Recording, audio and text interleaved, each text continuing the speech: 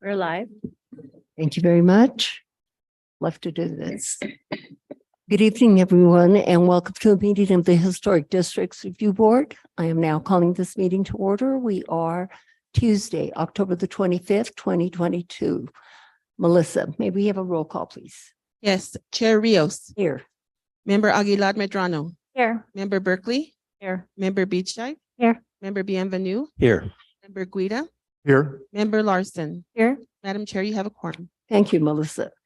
Are there any changes to the agenda? Staff, Harley? Thank you, Madam Chair. I have one, since we have a full board tonight, I think we can now do board elections for chair and vice chair. And I think that will be going under matters from the board or discussion items, whichever you think appropriate there. So that'll be later on. Okay. Yes, So nothing else. nothing else. Thank you very much. Madam Chair. We have minutes of October the 11th, 2022. Are there any changes to these minutes? If so, please let me know right now. It appears. Madam Chair, were you going to Yes. vote on the agenda? Oh, I'm so sorry. I was gone for a minute. Forgot that. Roll call vote, please, in reference to the agenda. No one made a motion or seconded. May I hear the motion to approve the agenda? Guida moves to approve the agenda as amended by staff. Larson seconds. Roll call vote, please. Thank you. Member Aguilar Medrano, Yes.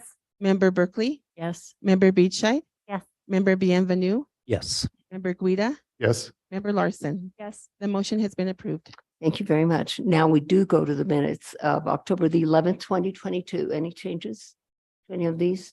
I do want to thank the participants in reference to these particular minutes. You had lengthy discussions in reference to the subject matters, and I do want to thank the people on the board and also the people that commented in the audience. So if there are no changes, I will entertain a motion on this. Guida moves to approve. Larson seconds. Thank you. All those in favor say aye. A roll call vote. Member Aguilar Medrano, Yes. Member Berkeley, Yes. Member Beachside. Yes. Member Bienvenue, Yes. Member Guida, Yes. Member Larson. Yes. The motion has been approved. Thank you very much. We have one finding of fact and conclusions of law under that. And so are there any changes to this? Under that category? No changes. Is there a motion? Larson moves to approve the findings of fact and conclusions of law as submitted. Guida seconds. And roll call vote, please.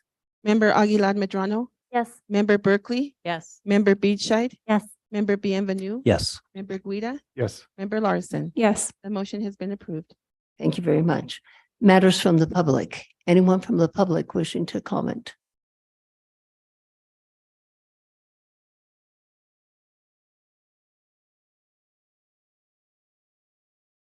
Good evening.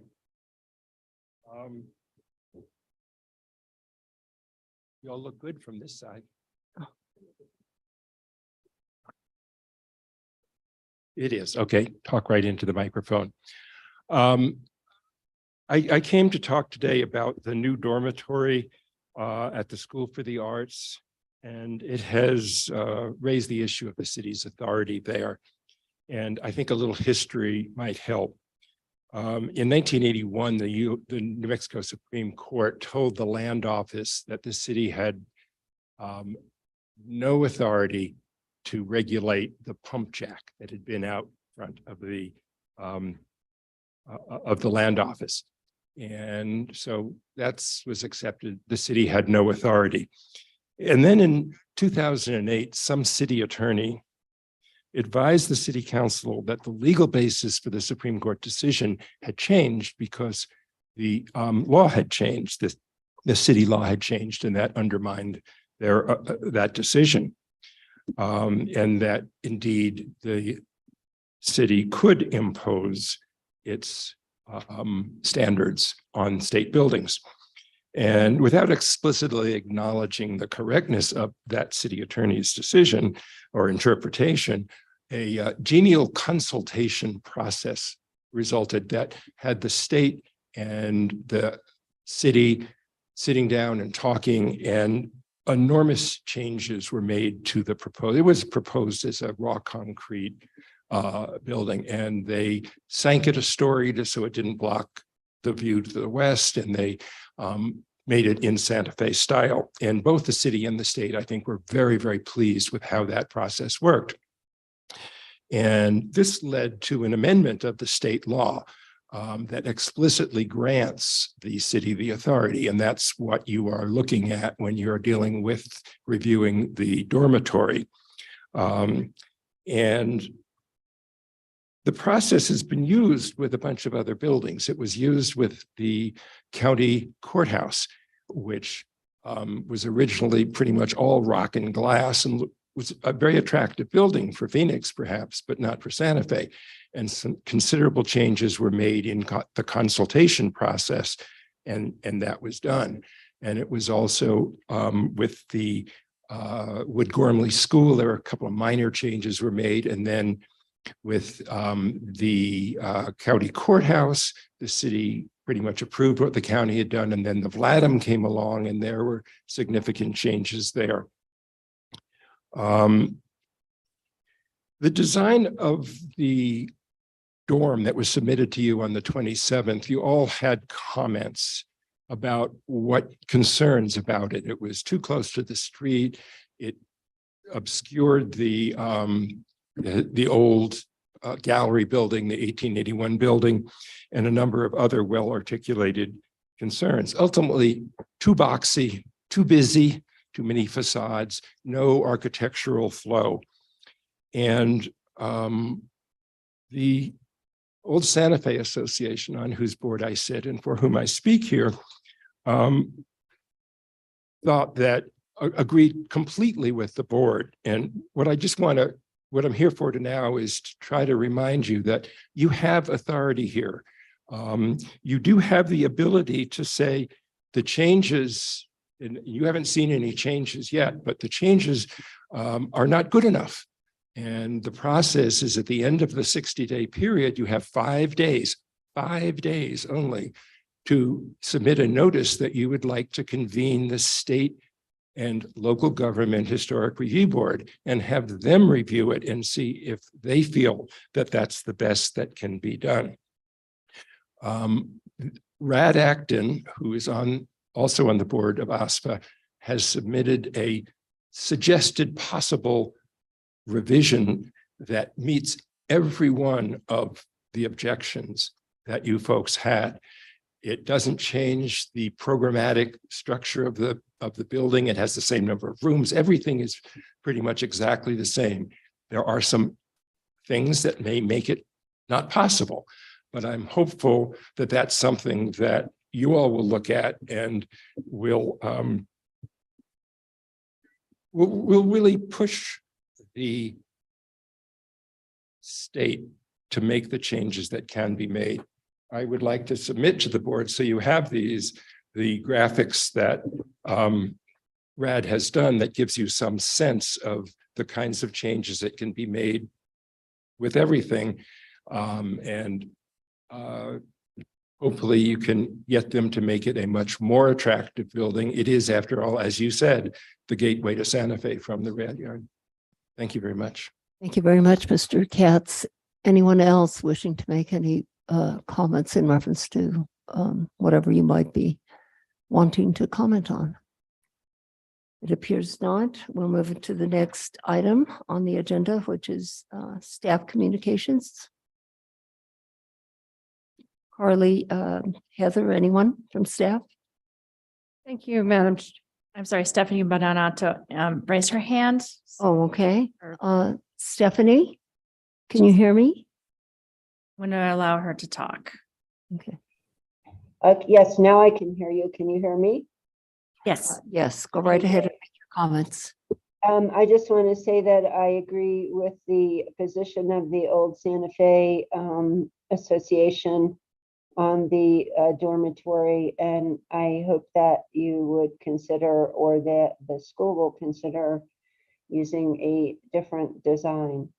I also want to point out, and I've talked to you about this before, this artist, Sarah Novison, who has a gallery on DeVargas Street, East DeVargas Street, as a full, more or less advertising sign a block away on Old Santa Fe Trail.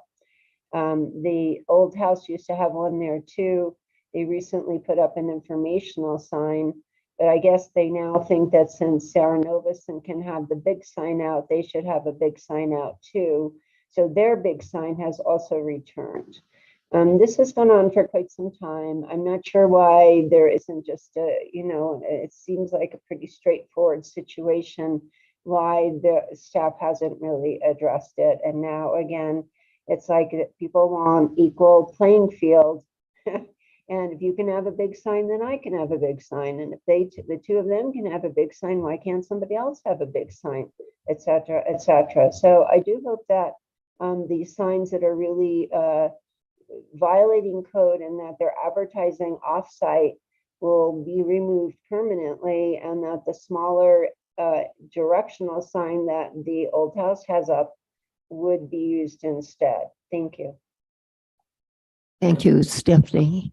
Anyone else on Zoom? Other, There is no? And no one else here in this room wishing to comment at this time? So we'll move on to staff communications. Thank you, Madam Chair. So we have a few announcements for tonight.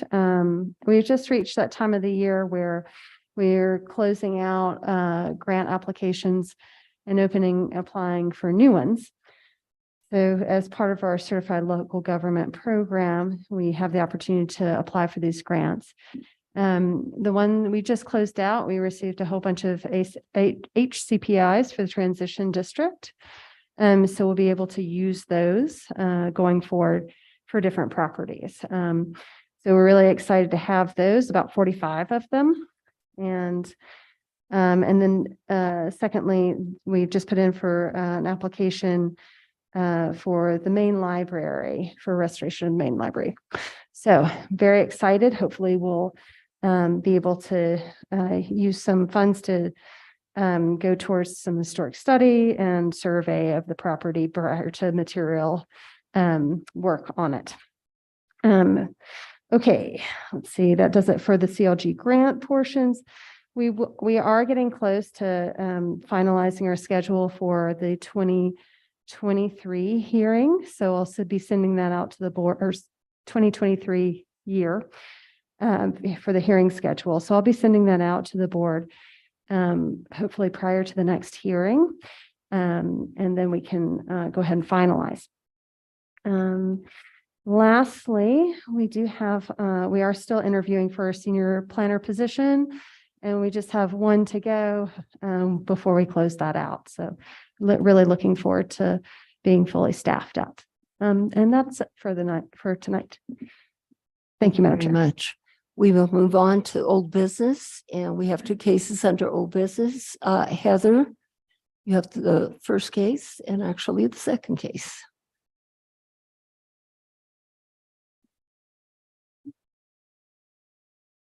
Thank you, Chair Rios. This evening, I'm going to be presenting two cases, as you've mentioned. I hope that I can make the presentation once. If that pleases the chair, it will be regarding both cases. Yes, thank you. This case was heard, and it was determined by the Historic Districts Review Board that additional historic information was required in order to render a decision. So the first case really relates to the historic status of the building. It was designated, the location is 504 East Palace Avenue, which is to the east of Delgado Street on the south side of Palace Avenue in the downtown and east side historic district. It is a two-story building, the base story being of adobe construction, the top story being of brick construction, and the yard wall originally was a rock wall out front, but it was changed in the 1990s to have stucco and redesigned. So the yard wall itself is not considered as part of the status review.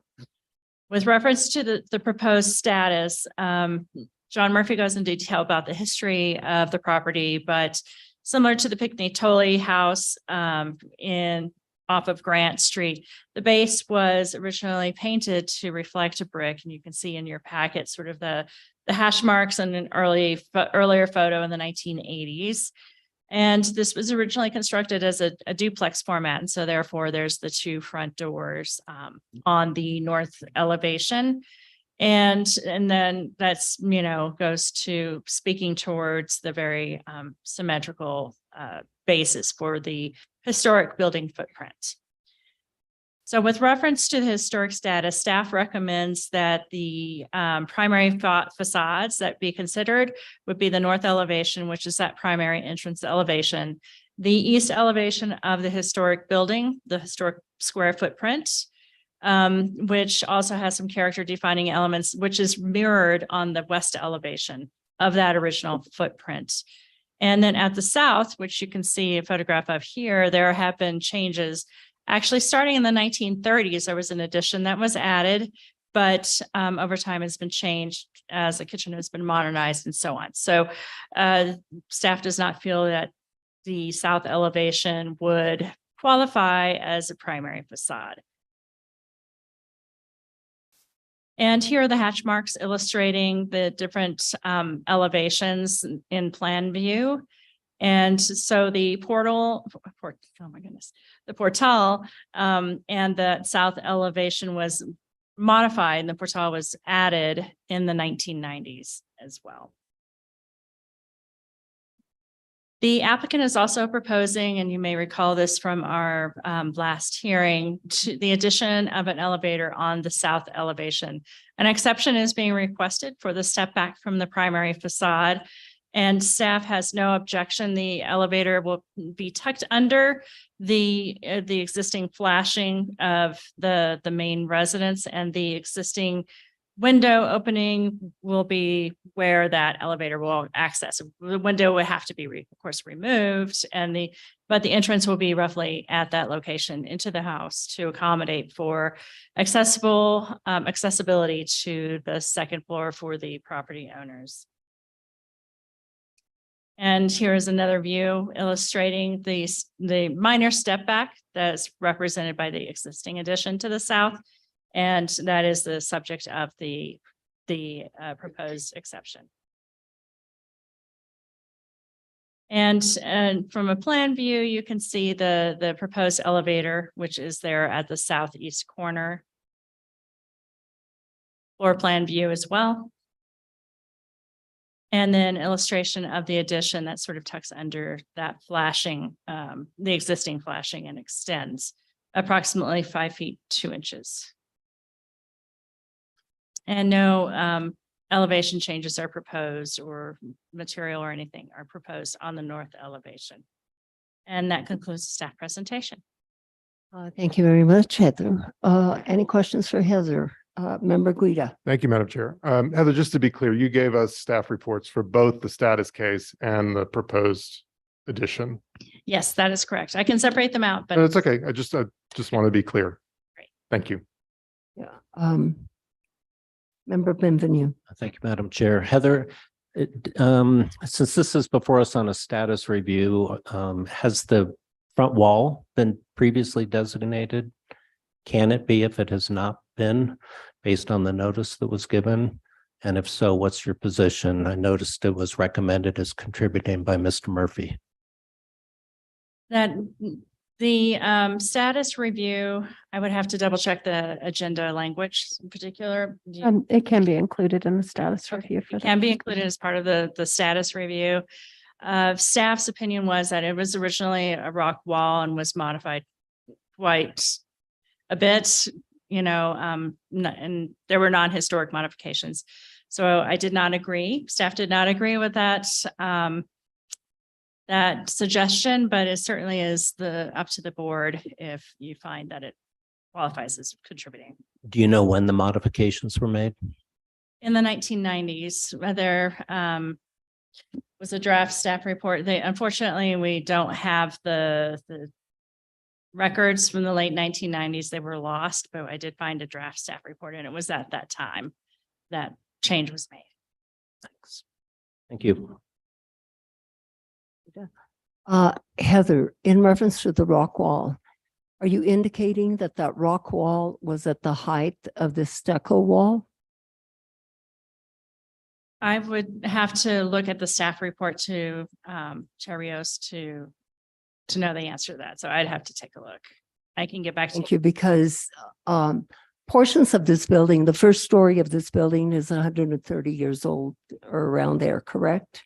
That is, And then they added the second story, which is also very old, like 122 years old. And I would venture to say that the wall here, this wall was added later on, not in a historic time, because walls were normally low or no walls back in those days. And a rock wall to me seems to be very common for this home, but not at this height. And that's just an observation that I'm making in reference to the history of the area.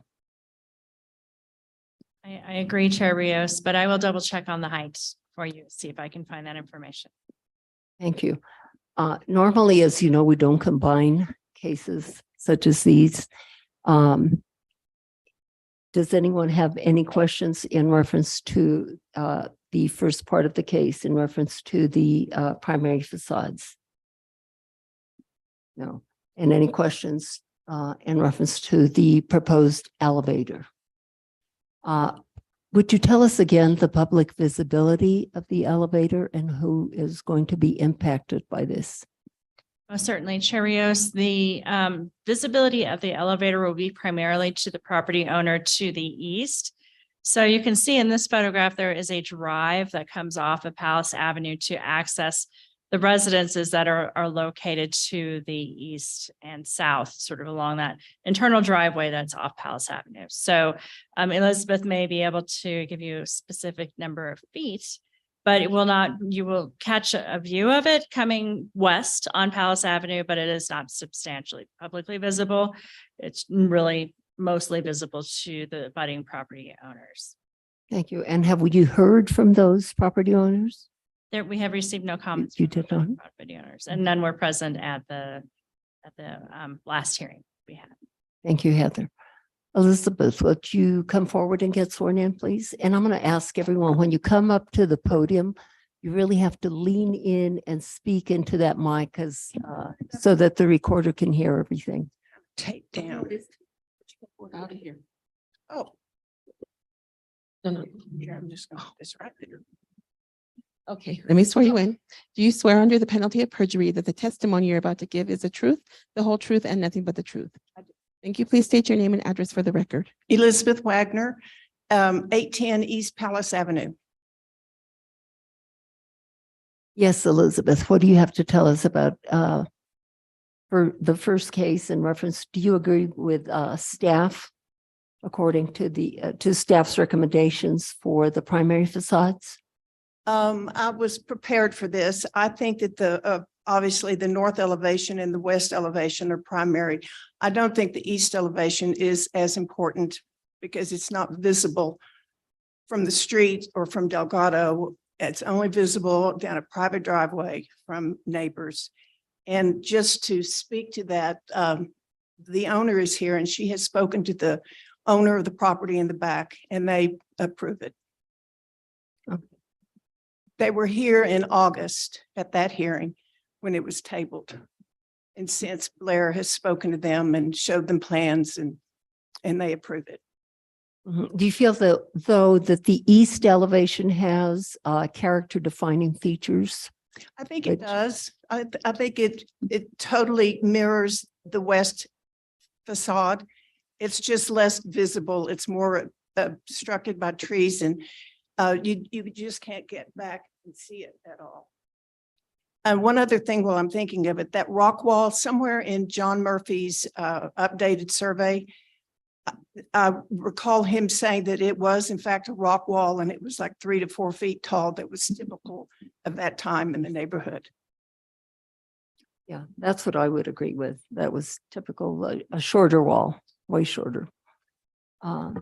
Any questions for Elizabeth in reference to the primary facades? Nothing. And do you have to tell us anything about the elevator? Well, in anticipation that the east facade would be declared primary, I went ahead and wrote asking for an exception because I know that any addition has to be 10 feet back from the primary facade. And this is only 1 foot back because of the thickness of the wall. It's back in the interior of the kitchen, an unused pantry, which is very typical of, I mean, we have a plan B where we could put the elevator in the historical 4-room historical footprint, but that's not desirable to us. We want to put it in the addition. So it doesn't, mess with that historical footprint. We can, if we're denied, that's what we'll go ahead with. But you enter the elevator from the kitchen, it goes up to the 2nd floor and you enter into a children's bedroom. And we have to make that ADA, it doesn't have to be compliant, but we're going to make it for Blair's parents. You have anything further? I don't think so. Okay. Any questions for Elizabeth, board members? Yes, Member Larson. Thank you. I have one question. First of all, I agree with option A, of, adding it into the addition rather than into the historical fabric. And I was hoping that you could maybe elaborate a little bit on that reasoning, to minimize the impacts to the historic portions of the house. I don't totally understand the question. Do you mean our choice of exposing it on the 2nd story in stucco as opposed to putting it in the historic footprint? Yeah, I think it's important to explain the need to minimize the impact to the actual historic fabric of the property, just for the record. I don't think it's destroying any historic fabric. No, I mean, if you were to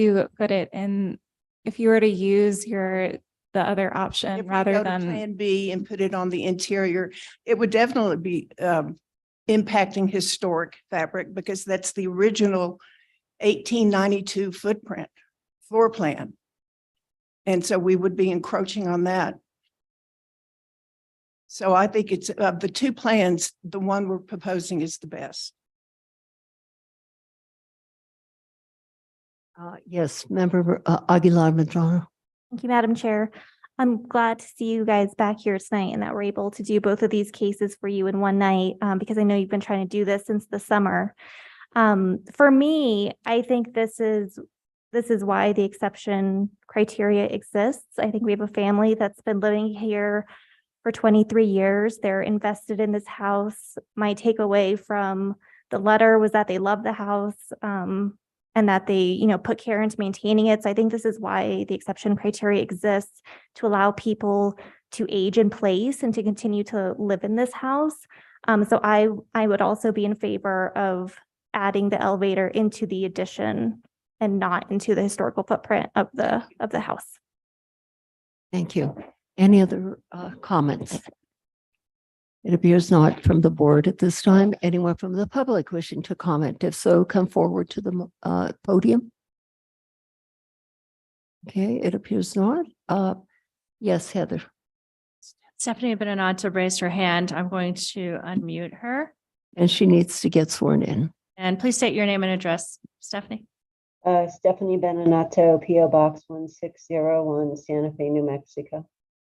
Thank you. Do you swear under the penalty of perjury that the testimony you're about to give is the truth, the whole truth, and nothing but the truth? I do. Thank you.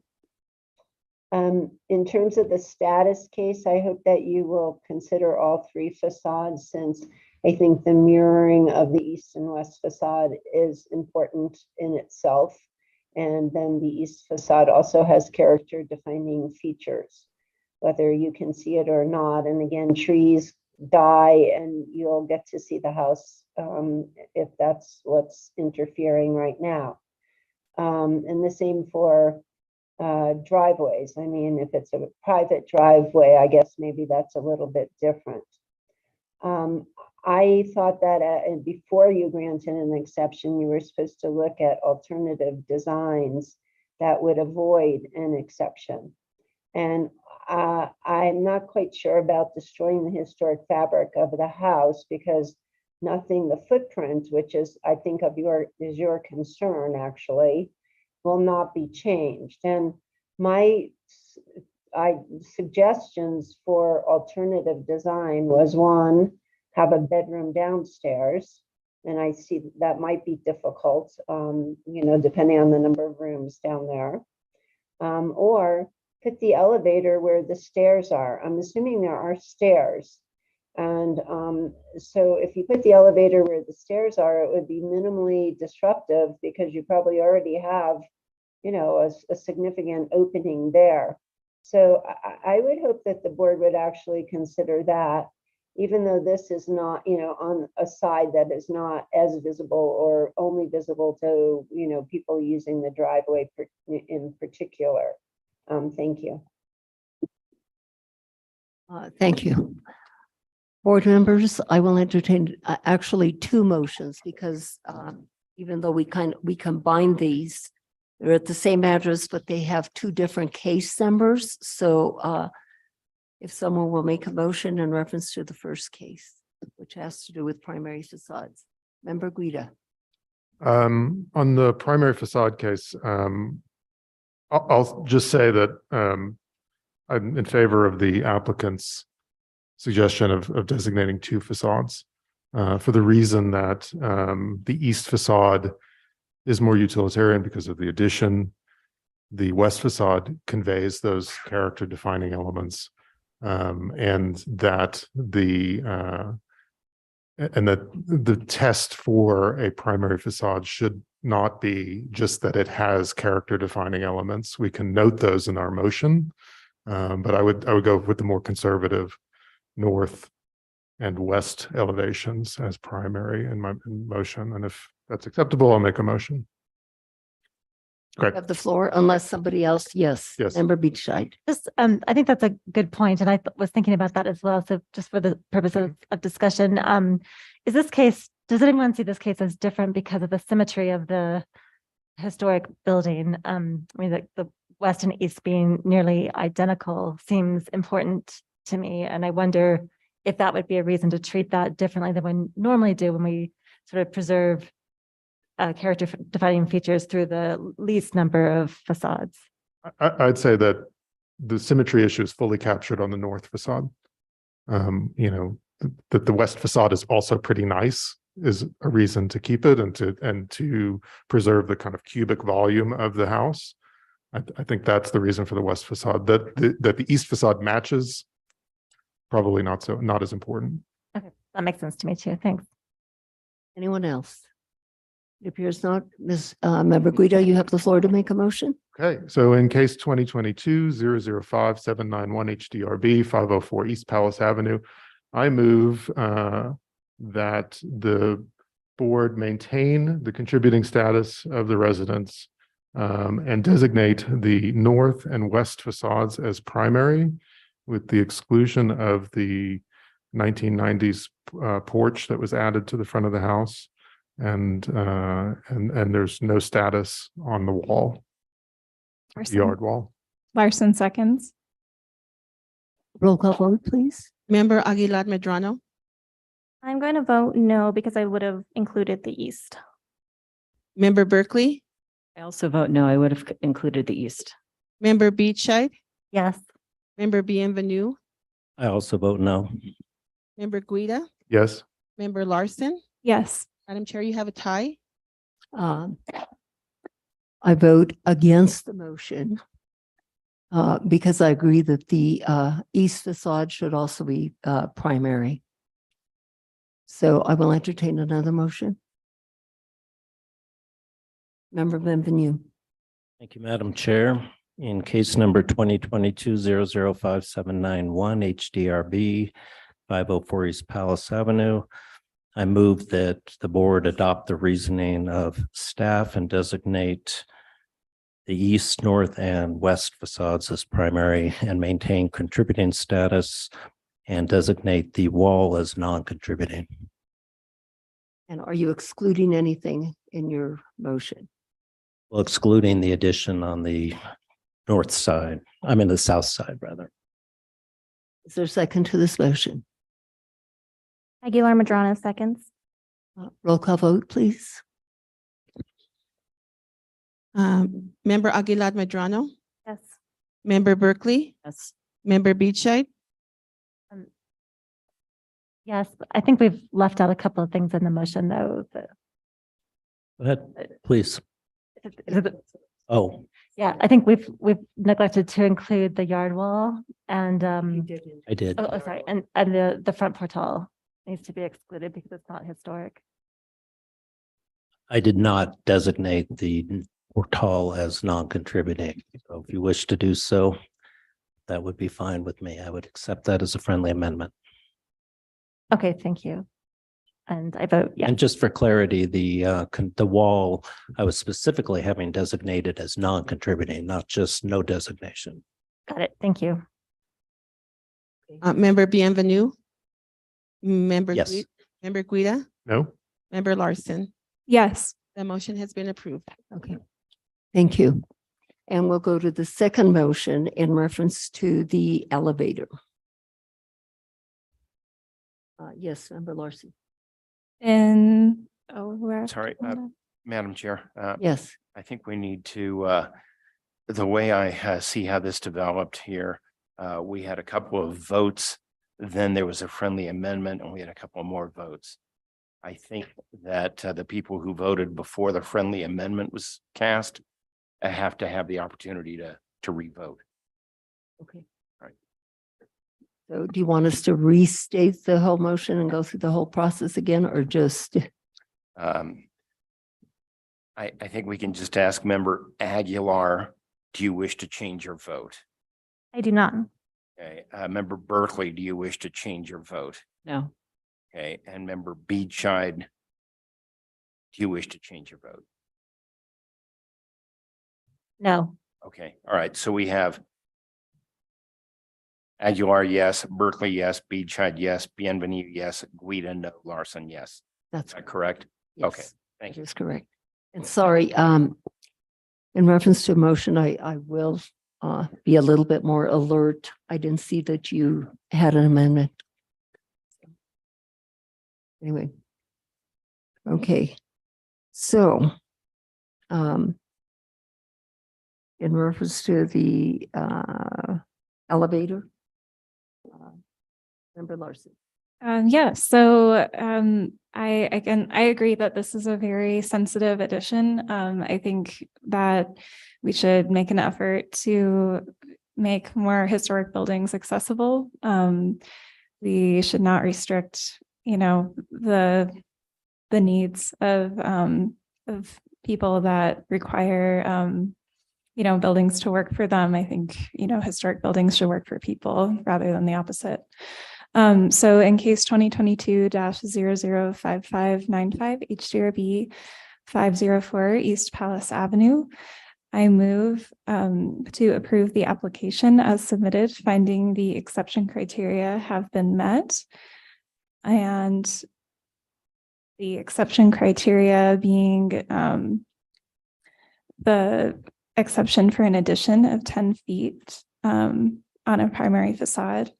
Finding that this is a sensitive addition and compliant with the needs for the design, and also approving numbers 1 and 2 of the application. Thank you. Is there a second? Beachside will second. And I might just add that I feel like this is exactly how this kind of addition should be done. And thank you for showing us that it's possible to add an elevator with minimal disruption to a historic property with no overrun at the top and minimal change to the roof line. We really appreciate that. Anyone else have any other amendments or anything else? Okay, then we'll go ahead with a roll call vote. Member Aguilar Medrano, Yes. Member Berkeley, Yes. Member Beachside, Yes. Member Bienvenue, Yes. Member Guida, Yes. Member Larson. Yes. The motion has been approved. Thank you. And thank you, Ms. Wagner. And good luck with your project. We'll move on to new business, and the first case under new business is located at 645 East Palace Avenue, Unit 1. And Angela, that is your case. May we hear your case, please? Thank you, Chair, members of the board. We advance these to get to this case. Okay. Subject of this case, 645 East Palace Avenue, number 1, is at the top of a windy dirt road, also called Palace Avenue, off of Palace Avenue proper. It's at the top of the hill. As we found today. This house is a 1,700 square foot single family residence. There's a 425 square foot garage and storage unit, as well as a shed on this property. They were all built around 1955. And in the northern New Mexico vernacular Pueblo Spanish with some mid-century windows and changes. So it is definitely a vernacular house, listed as non-contributing in the downtown and East Side Historic District. Based on the case in your packet and the previous case in 2015 and 17, the scope of work that you're reviewing was approved in 2017, a previous case, and the case is coming back to you with some additional changes. And the proposal in your packet in my staff report was all approved in the 2017 case. The current proposal is to alter some of those approved changes with respect to sizes of portals, additions, and locations of windows and doors. And the applicant is here to present his case in detail. I'll advance the slides for him.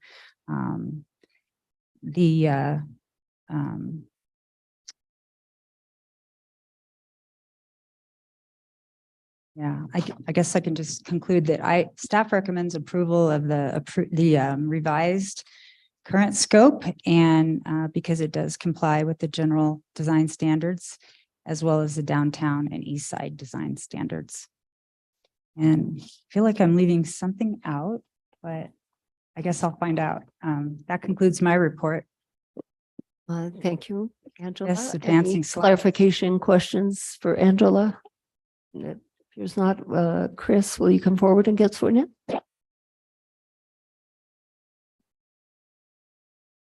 You swear under the penalty of perjury that the testimony you're about to give is the truth, the whole truth, and nothing but the truth. I do. Thank you. Please state your name and address for the record. Christopher Purvis, 518 Old Santa Fe Trail. Chris, you're asking for some changes to the previous approval. So will you tell us about those, please? So Madam Chair, you probably noticed in your packet, there was a couple of administrative approvals before we even got to this. And then this project took forever to get out of the ground. So I have an owner that is creative and he likes to think of things. But what we found out is the back of the property, the furthest away from the parking area, that will be the northern piece where we were planning to add the master suite on the outside of the building. When they started working back there, they found that that wall had been eroding for years. And so there was hardly any structural adobe left and the vigas above them were rotted. So we decided we could push the master suite into the building more because the wall wasn't any good anyhow. And that allows us to add less in that part of it. We've also, and then because it's getting pushed into the building more. See, that's what was approved. Can you go to the floor plan? Yeah. So on the floor plan, you can see that there's the red area was what was originally approved. You can see on the left side approved, you can see the master suite sticks out and has a portal. Left side would be southwest side. And that the master suite is basically further integrated into the building. And then The other changes were moving the fireplace that was in the middle of the living room out to the corner, so it could be more of a kiva. The kitchen stayed the same. And my laundry room was deemed too tight, and so he's asking if he can push that out, or I'm asking if we can push that out underneath the portal, the mechanical room. So that's the 100 square foot addition, which is on the top of the drawing or east side of that. Yeah, that's helpful. Thank you. So that's how we got there. So I stand for questions. I see Member Guida is wanting to ask a question. Thank you, Madam Chair. Hi, Chris.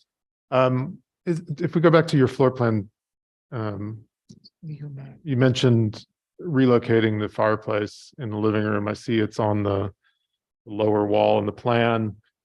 And you mentioned a kiva. Where will that be? Is that in the drawing? I'm sorry, it's not on the drawing. It's on the elevation. It moves directly to its right about 15 feet. So that it's in that corner. Corner of the house. And I'm really trying to find it on the elevation. Can you show us? Ah, I see. Same place. Here, go back. You see the oval in the bottom proposed southeast elevation? That's That's not the front view of the house. right. So the front view is, That one. Okay. see it there on On the lower elevation. right. Okay. We also reduced the window count as part of that. Looks better. Thank you. You're done, Mhm. Member Guida. Any other questions for Mr. Purvis? No other questions? Anyone from the public wishing to speak up on this project or make comments? It appears not. And Stephanie Beninato raised her hand. Just one moment. Okay, and she has been sworn in. Thank you. Stephanie Beninato, PO Box 1601, Santa Fe. We could not see the elevations that were being discussed. We just saw Mr. Purvis and staff standing there. So it's a little bit hard to follow the questioning and response. The other thing is, I just wonder if this was done in 2017, how long do historic approvals last for? And, I mean, I think that the changes are okay. It's a non-contributing building, but I just wonder why it took so long to come back to the board. Thank you. Thank you. Anyone else? It appears not. Angela, did you have something? Oh, I was just ready to respond, but I'll wait till you proceed. I will entertain a motion. Member Guida. Thank you, Madam Chair. Case 2022-005-970 HDRB 645 East Palace Avenue, number 1. I moved that the board approve the project as submitted with the changes that have been itemized in the packet, and just request that the applicant submit an updated floor plan to staff showing the relocated fireplace in the living room. Larson seconds. Thank you. And any further comments? None being roll call vote? Member Aguilar Medrano, Yes. Member Berkeley, Yes. Member Beachside, Yes. Member Bienvenue, Yes. Member Guida, Yes. Member Larson. Yes. The motion has been approved. Thank you, and thank you, Chris. Next case is located at 110 Calle La Peña. This is a contributing house in Carly's case, so may we hear that, Carly? Thank you, Madam Chair. If the board can hear me okay. So, okay, we've seen this one before for a status review earlier this year. We are looking at Calle La Peña. It's a contributing house to the downtown East Side Historic District. The east facade was designated primary, including 1A and 1B as highlighted here. Here's elevation from one of the 1980s Hickpeas. And I'll just go through the slides very quickly.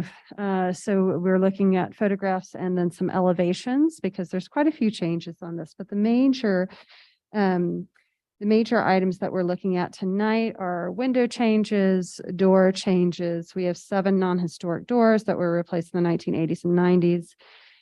We have one large non-historic windows, but we have lots of metal casement windows and the cable railing.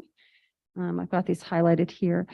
So a removal of a stair in the upper left and the replacement of the cable railing to a steel railing painted to look like wrought iron. And I'm going to allow our applicant would like to present some of this material. So I'm going to keep my presentation on the design pretty brief.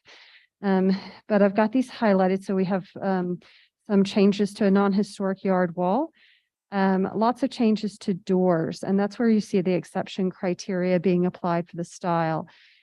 So in my view, staff, I saw these aluminum clad doors to be not in the quite in the style of the building. While they match the windows closely somewhat, the doors that you would have seen during this time period are either carved wood or a different sort of divided light glass. So this is one of the major concerns we have on this building. That and the amount of those, how these changes impact the building and potentially impact the status of this building. So this is the primary facade that we're looking at, the east. And then here is the north facade. This was one that was recommended as primary and is not a primary facade. But I've highlighted the portals because there's several portals that are being added or in the proposal that have a stucco parapet. You can see door number 3 down there, and then the large replacement glass window.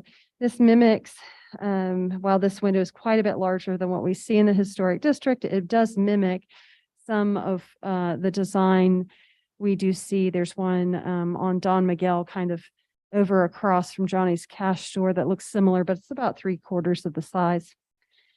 There's a window going to doors here. All right, and then otherwise, the other major changes on this project are that there's some additional height being added to the studios in order to adjust to accommodate for or mitigate for a drainage issue. And then a portal wrapping the interior, so removal of portal and then the addition of a portal of that interior of the courtyard. Okay. There are some glass block windows that are being removed, and then we have this change. This is the this is the raise of the parapet height that I'm referring to. That's outlined in red with the windows adjustments below. Okay. Okay. And then we've got some finishes and fixtures. So here are the metal clad window replacements and then the image of the doors. And with that, there's also some stucco, the other parts of the project will be to re-stucco the house. And beyond that, I'm going to go ahead and turn it over to the applicant and pull up their page. Bear with me just a moment.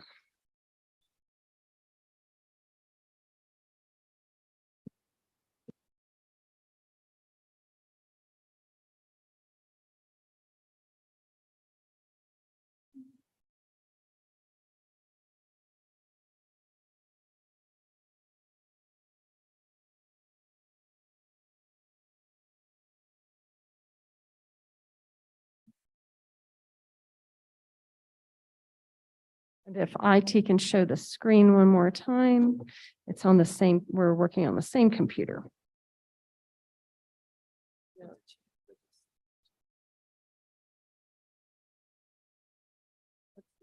get IT back. Yeah, it's just a different presentation on same machine. There we go. Oh, there we go. Thank you. Okay. Are you speaking as well? Because I can swear all three of you in at the same time. Oh, just the two of you?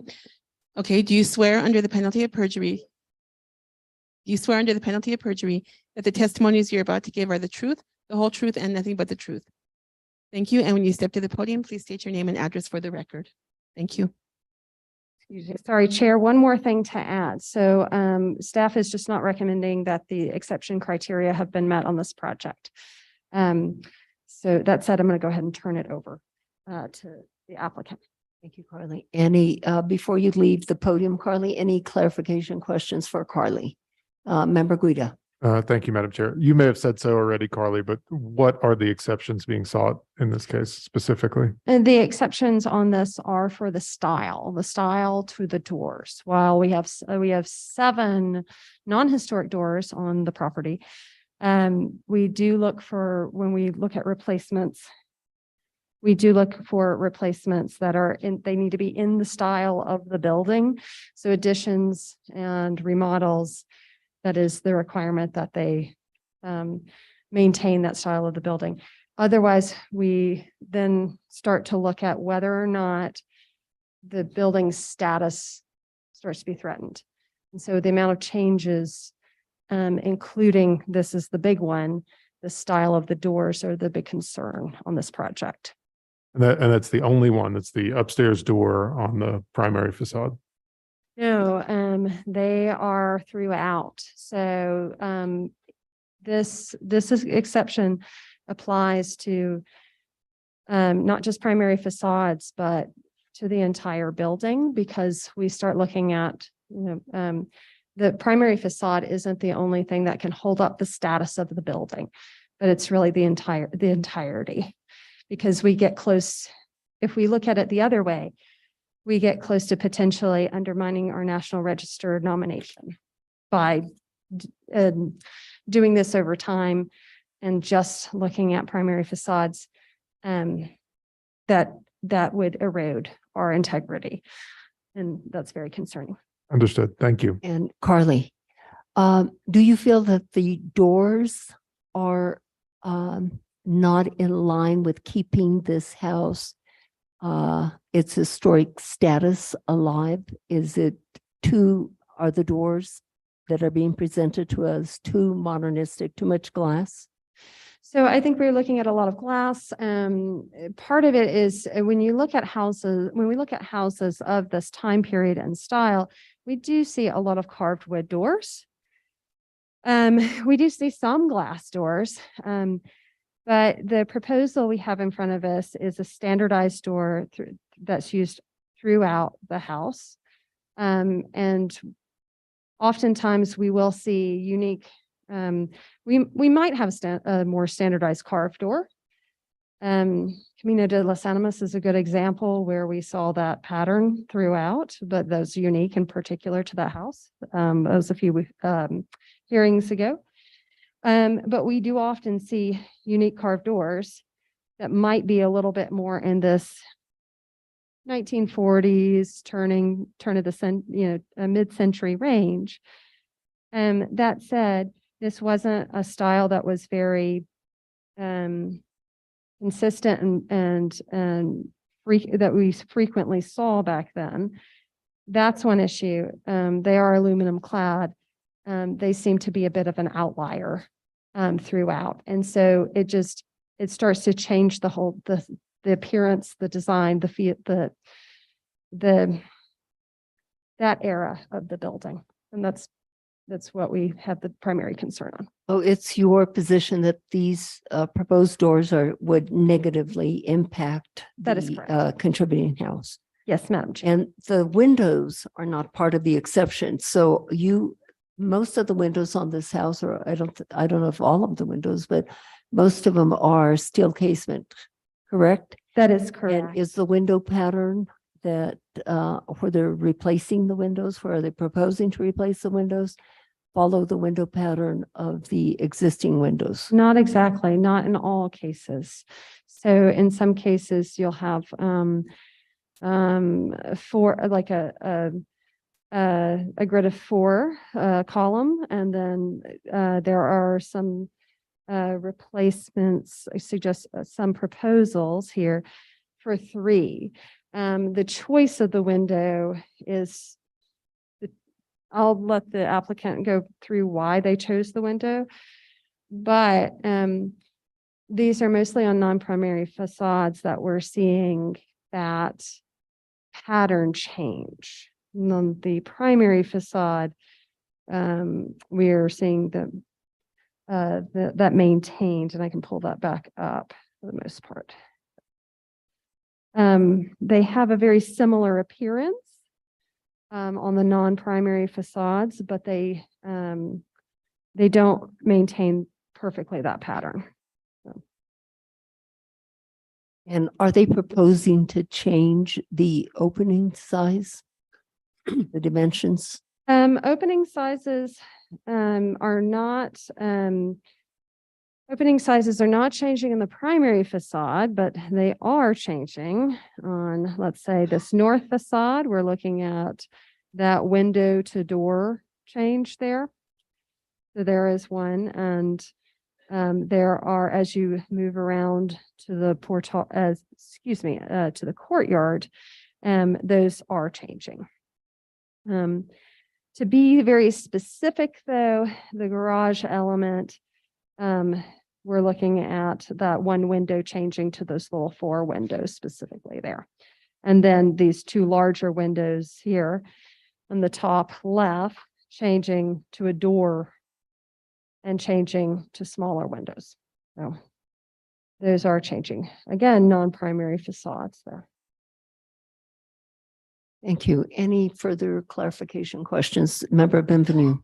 Thank you, Madam Chair. So Carly, just to continue along these lines, just for my own clarification, it seems to me that, so this is coming before us as primarily as under the exception criteria, and not exclusively, but primarily. So that means that staff's already made a determination that the exception criteria have been triggered and must be met for this proposal to be approved, correct? And it seems to me that there'd be three possibilities as to why the exception criteria would be required here. One is that the proposed changes would alter the status that you've just addressed and said that is one of the reasons. The other would be on the same preservation lines, would be removal of historic materials that are significant to the structure. Is that one of the other criteria that you believe has been triggered here? So that one can't really, so windows fall under that specific area of windows, but when we look at the removal of on all of the facades, this many windows, which is historic material, while legally it doesn't fall into that category,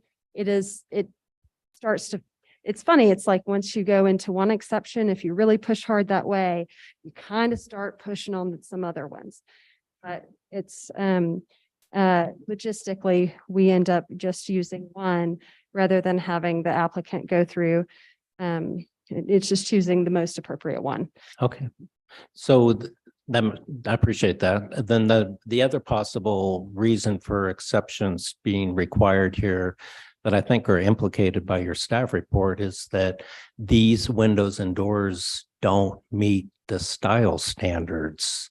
That's correct. In subsection E, for at least for recent style, if not old Santa Fe style. Is that also one of the reasons? That is one of the primary reasons that we're looking at tonight. Yes. Do you consider this to be recent Santa Fe style house or an old Santa Fe style? It's a little bit of both because it has it's adobe, and that's one of the main defining features of the old Santa Fe style portion of the code. But its building periods do move into recent Santa Fe style. That said, the doors don't fall into either. So that creates just a problem for, us trying to figure out what's next. And then the standardization, while the windows are standardized, I don't think they were in this house. It doesn't, we're not seeing that at least. So. Right. Okay, I appreciate that. Thank you. And it helps. Any other questions, board members at this time? Or Carly? Okay, applicants, you have been sworn in. So who's ever going to speak, please state your name and your address and make your comments. Peter Wilson, 755 Dunlop Street, Santa Fe. So our design approach on this remodel was trying to preserve the character of the house and enhance the coherence, the design details existing in the project. This image is showing the concrete block primary facade, which is the whole street facade there, with its steel casement windows, the double garage door right on the street, and various Pueblo features added onto it there. We're preserving all the steel windows, the front door, all the architectural elements. And on the primary facade, we're just proposing to change this 1990s wood double glazed door. And if you look at the light pattern in that, I have a little trouble navigating it. Oh, I think I got it. You can see the existing door, number 11, with its really vertical, vertical division of its lights. And our proposed door is just trying to be more in harmony with this, the original contemporary windows to the house there, with its proportion and glazing. They're both aluminum metal windows, metal on the outside, and let me show you my comparison. So this is a comparison of the existing steel window and the proposed Colby Vistalux casement windows. And they're both outswing casements. One is metal, the steel window is metal, the metal extrusion on the replacement window. Color is similar, the light pattern is very similar. The mullion profile is 7/8 inch putty mullion on both of them, which is very nice. On the interior, it's exactly the same too. And the casement frame on the steel window is very narrow, 1.25 inches. And on the replacement casement, it's barely 1/4 inch larger, a little more than 1/4 inch larger. So when you look at the image of that window, I feel like it really matches the style and of the original windows of the project and the style of that era of 1950s that it was built in. And then when we look at the door and window schedule here, so this has all of our original windows at the top and the proposed windows below them. And we can go through this where we are proposing replacing this opening with the door, which is actually slightly smaller than the existing window. There's that giant storefront window, which we're trying to bring a little more into harmony with the design of the building. And then these are the existing windows with the steel window. And there's a really common 3-pane window in that house. Many of the windows are that 3-segment steel casement. And so we're really trying to echo that in most of it. There's where we're replacing it with a door. Because of the plan changes, sometimes we had to put a smaller window in a couple of spots. But we're really trying to be sympathetic. Here's one window where we're enlarging it slightly. We had some glass block windows where we're sort of reorganizing the openings a little there.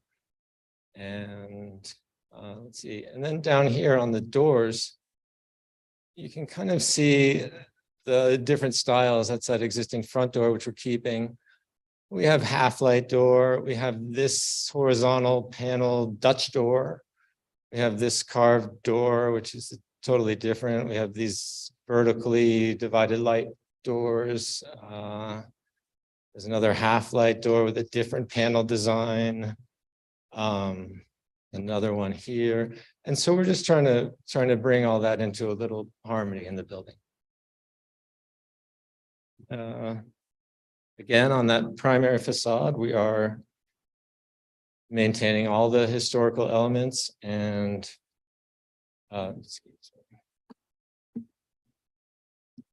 just replacing that one balcony door that's non-historical. We went into this trying hard to submit a design that did not require any exceptions, and we'd met with staff and reviewed it with them to try to meet that. And I don't know. Thank you very much.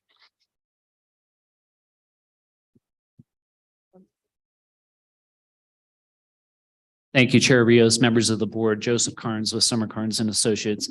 I'm going to address the exception criteria and request. I wanted to point out that Mr. and Mrs. Scott, the owners of the property, are here this evening, and Mr. Scott is prepared to answer any questions that you may have. As Peter noted, the objective is of the owners is a substantial, fairly substantial remodel of this primarily 1950s house, the contributing house, without triggering any exceptions. As has been discussed, staff has required one exception with respect to the 7 non-historic existing doors, none of which, as Peter showed, match one another, those 7 doors as he described to you. The applicant's primary intent with respect to the exception criteria is to achieve a consistent door design that matches, as Peter showed, the historic window style and provides a harmonious appearance consistent with the post-World War II style of this building, particularly the primary east facade. As you know, and I think has been discussed a little bit, the code excludes windows and doors from the requirement that architectural features on contributing structures be repaired rather than replaced. We do not agree that the exception should have been required, but we submitted for it in order to get this application before you. And we also disagree. Carly addressed that this house does not really fall easily within one of the recognized styles. It states in the staff report that this is an old Santa Fe style house. And I would take issue with that based on the following. The 2-story primary east facade and rear casita were built in the 1950s. As the code notes, 2-story old Santa Fe structures are very rare. These portions of the house, particularly on the east facade that was added after World War II, and the casita in the back, are concrete block. They're not adobe. The 15 original steel casement windows are steel casement. They're not wood windows. And finally, the primary east facade, as I noted, is 2 stories, and it has, as you saw, 2 large garage door openings, and there are large doors on both the ground floor and the 2nd story. And this east facade presents long geometric straight lines, none of which are indicative of old Santa Fe style. The HCPI prepared by John Murphy recognizes that the sole primary east facade retains the most historic integrity and the most architectural interest. And as Peter explained, the existing more than 60-year-old windows are proposed to be retained on the east facade, along with the lower door, in an effort to preserve and retain the historic integrity of this facade. Only, as Peter described, the non-historic 2nd-story door is proposed to be replaced. One of the primary issues as we see it is that this building does not fall easily within a designated style. And I've had this discussion with Carly. While the upcoming code update will hopefully address post-World War II styles and materials, we recognize that staff is compelled to apply the code as written. That said, as a board member, you have the latitude and discretion to ensure that the intent of the historic overlay is respected, and that is what the applicants are trying to do here. The 7 existing doors that fall within the exception requirement are non-historic, and each one is different. The application provides uniformity that matches the historic steel casement window glazing style, and the door panels will be visually similar to the existing non-historic wood doors. Imposing old Santa Fe style requirements on this 1950s building would be inconsistent with its more modern yet historic appearance. And we ask that you allow for the remodel to include doors and windows that present a harmonious design and coherent appearance that is consistent with the historic post-World War II design of the bulk of the house. And also importantly, consistent with the intent of the historic overlay code, that each structure is to be recognized as a physical record of its time, place, and use. We're trying to maintain the qualities of this building that caused you to designate it as a contributing building. We appreciate the support from the neighbors on Calle de la Pena and ask that you approve the application and exception request. We'll stand for any questions. And just to wrap up, there was one letter of support submitted by Jean Francis. It was not, I noticed today, it did not make it into the packet, and I just saw why, because there was a typo in the email address from the neighbor. If I could just read it into the record and submit it, I'd Please do. appreciate that. Jean Francis says, I'm writing in support of the application for remodeling 110 Calle La Pena. We've gotten to know the Scotts since they purchased the property, and they have shared with us their vision for their remodel and showed us their plans. We live immediately to the south of the property at 116 Calle La Pena and feel that what they're proposing would be a substantial improvement to what is there, as well as being in keeping with the neighborhood. The Scotts are nice people and have had substantial experience with this type of remodel. We hope that you will look favorably upon their application. I'll submit the letter to the clerk. Thank you very much. Thank you, Mr. Carnes. Board members, do you have questions for either Mr. Carnes or Mr. Wilson, or do you have any comments? Member Guida. Thank you, Madam Chair. Maybe just first a comment and a question. In general, I think I'm in strong agreement with the applicant on the overall proposal. What I see in this application is something that we often ask applicants to do, particularly when it comes to metal windows, to pursue something that is in line or appropriate to replacing historic metal casement windows. I'm seeing that being done here. In fact, they're taking a more conservative approach and leaving the historic metal casement windows on the primary facade, which I think is great. I would even be in favor of replacing those with the product that they found.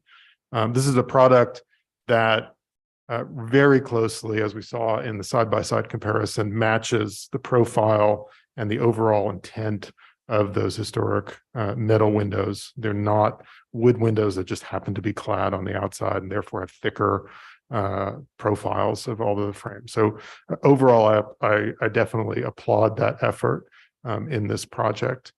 I think, what's before us tonight is primarily the issue of the doors, and we can certainly look at the doors that require the exception.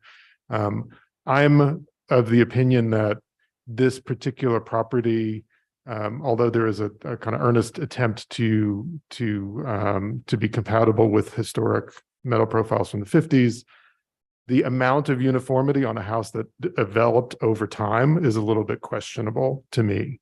I don't know that everything has to be all new and all matching and on this particular house. And I would suggest in reviewing the application that perhaps some of the carved doors do not need to be changed out to new metal profile doors.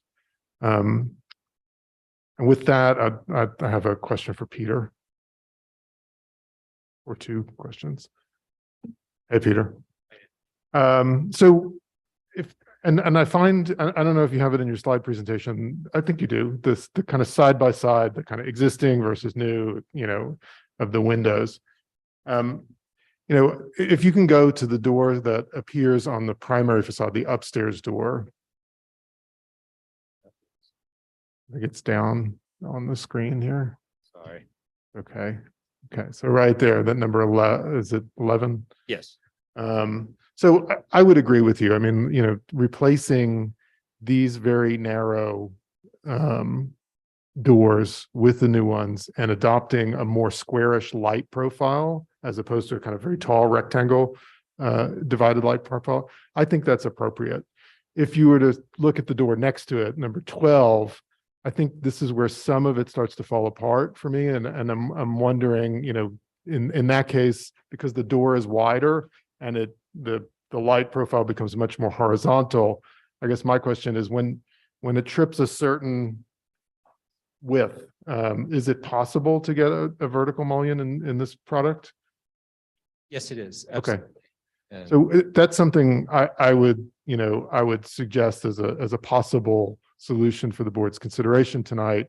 You know, I think the change out for door number 11 as drawn looks great. Wider doors like this one next to it, perhaps need a vertical, just like you've done on the door to the left.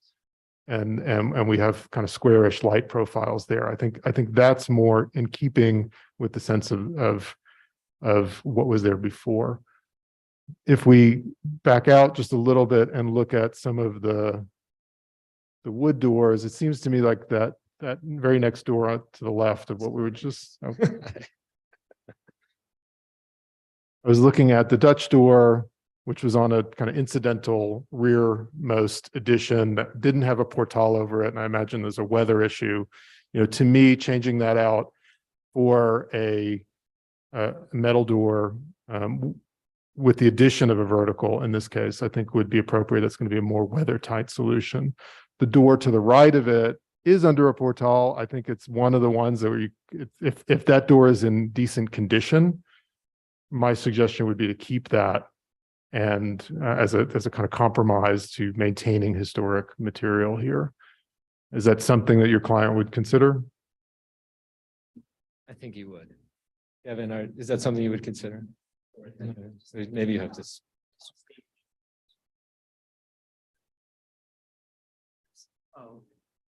Let's just get through these questions and then certainly you can speak. Sorry. Do you need my address? Oh, Kevin Scott, 533 Agua Fria Street. And the question was regarding the. So like door number, is it 6, door number 6? We can certainly add that. What I would like to give you an idea of kind of how we looked at these doors. If you look at the picture of the front facade of the building, you'll see that the windows, for example, the window openings are wider than they are high. They're actually horizontally oriented openings, as many of these are. And you'll see the lights have no vertical elements to it.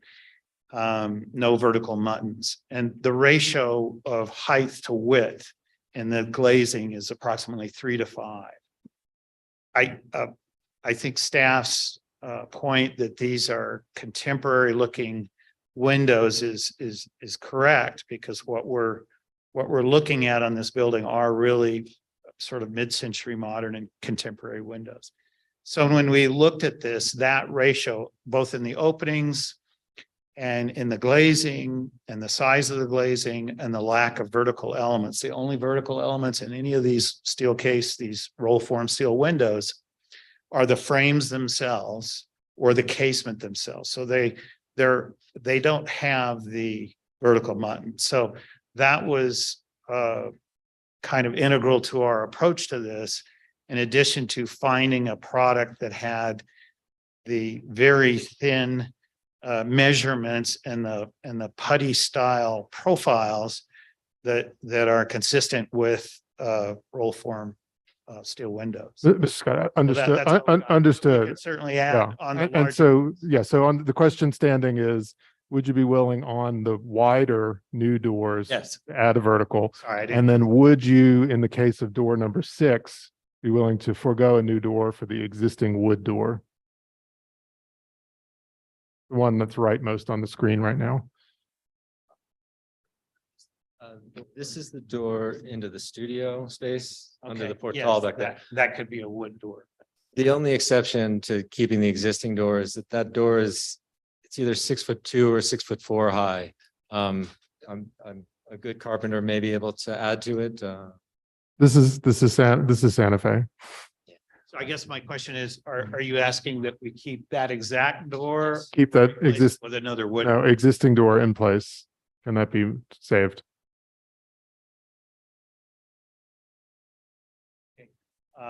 Apparently we can save that door. Okay, thank you. And then I get my last question, for Peter, and Peter, this is just a circumstance of the case now having come before the board. You know, I agree on the, and really appreciate on the east facade, the removal of the stair, the removal of the cable railing, which I think is not sympathetic to the structure. My question is, and if we could go to the front facade,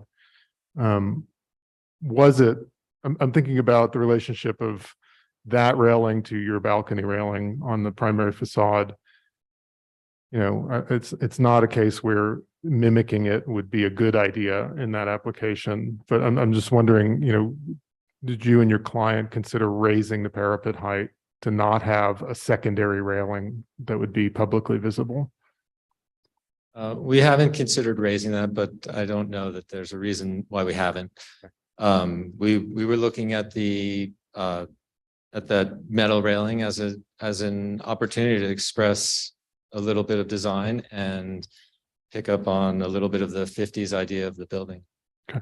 And Carly, would if we were to suggest raising the parapet there, is that considered an incidental height or adjustment, or would that require an exception? Madam Chair, thank you, Member Guida. That would be, it's within the height of the building already, so would not require an exception. Good, thank you. Thank you for letting me speak. Member Guida, I have a question for you. Yes. So in reference to the doors, how many doors were you suggesting that they keep the same? So in my recommendation would be that they would retain door number 6 and not replace it with a new door. That's a carved wood door into the studio. And that for new doors, 5, I believe. I would say new doors. 12. So yeah, working right to left, I would say 12, 12, 5, 3, 8, and 7, that we add a vertical in the light pattern.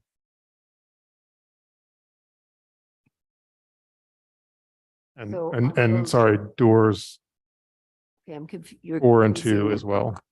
My question to you was, which doors do you think should be retained? And I'm clear on door number 6. Correct. And express the other doors that you feel should be retained, in your opinion. That's it, just door number. Just number 6. Okay. Thank you. Member Aguilar Medrano. Thank you, Madam Chair. I just have a couple quick, maybe more technical questions before I'll give my general comments later. But if you're coming in from the street and you walk through the double door that leads into the courtyard, there are 2 carved wooden doors on either side, on the other side of the entrance, and I didn't see them included in this packet. So my question is, are you planning on replacing those as well? Once you go through the entry door, Mhm. I don't know what the plan is for those doors right now. So those are not part of this application this evening? No, I didn't know that that would be part of our facade at all. And I also had a question about the railing, which I agree with Member Guida that the ideal solution would be raising the parapet, but I was wondering if you could give a brief verbal description of the design as submitted today. I was a little confused. It was described as wrought iron, but then it has a Thunderbird pattern, which seems like it would be almost like a laser cut sheet of steel. And so can you just give some clarification about what that design is? That's not in this drawing, unfortunately. That's not in this drawing, unfortunately. Well, we were picking up on the Penasco style of the wood railing in the front, which someone had applied at one point to this building. But we were doing it in steel in a more contemporary way. And the Thunderbird is it seems like a rich symbol that was celebrated in the 50s at the time of this building. And it means prosperity, I believe. And it just seemed like a nice symbol to have on the building. So it's not wrought iron then, as we traditionally see in The Santa Fe? Thunderbird itself, no, that would be a cutout steel piece. Well, even, are the pieces below it wrought iron? Well, they would be done by an iron worker, but I believe they would be used. They're not hammered steel or anything like that. They're not proposed to be hammered steel or anything like that. It would just be steel shapes, bent and formed. And then the last thing, not a question, just to point out to fellow board members, I think the color swatches of the trim are a little deceiving in the application we got. When I looked up the existing online, definitely is a couple shades lighter and it matches to what we saw on the site visit today. So I guess I also have concern about all of the new proposed trim being black as opposed to the almost darker grayish brown that's currently there. But that's all for now, Madam Chair. I might chime in later with some overall thoughts, but I just wanted to answer to those questions first. The color sample we provided, we took from a standard color sample match, and we matched it in the field to the existing color on the windows. I don't know if digitally it changed somehow, but Yeah, I on think your screen, but I think in the packet we got, the existing color looks very close to black, so it doesn't look like there would be much of a shade difference. But when you look, I mean, if you just look on Sherwin-Williams or out in the site visit today, the existing color is far from black. So I think you would really see that discrepancy between the two colors. That's all. Thank you. So, Mr. Wilson, you were indicating to us that you will replace the color in kind or as close as you can get it to the the existing color of the windows. Yes, that was our intent. Okay. And are the windows in the new proposed windows, are they more energy efficient? Yes. Do they help in? Yes, the R value is tremendously better than the steel casement windows. You've probably heard this a million times, but the steel casement windows, well, they're 60 years old. They have some rust issues, hinge issues. Many of them don't close completely. The hardware is very difficult to replace. It's all riveted in place. The windows themselves are built into the masonry concrete block. But they're they're single glazed. Lots of tremendous condensation problems in the winter with those type of windows. The new windows are double glazed, obviously thermally broken, much more energy efficient, the operation is much better. It's a real improvement for the owner. Thank you. Other members have questions or comments? Member Beachside. Yeah, thank you, Madam Chair. I have some comments regarding the north elevation. If we could bring that up, that would be helpful. I might need help with that. Thanks, Carly. The north elevation is the elevation that includes the large studio window. And I think this kind of window we see this like in a few areas on the east side, and it's always definitive, distinguishes what used to be an artist studio. I think that's a really nice thing to consider preserving on a structure like this. I wonder if you had considered, sort of leaving that as is, in terms of preserving what this building, what the building was originally created for.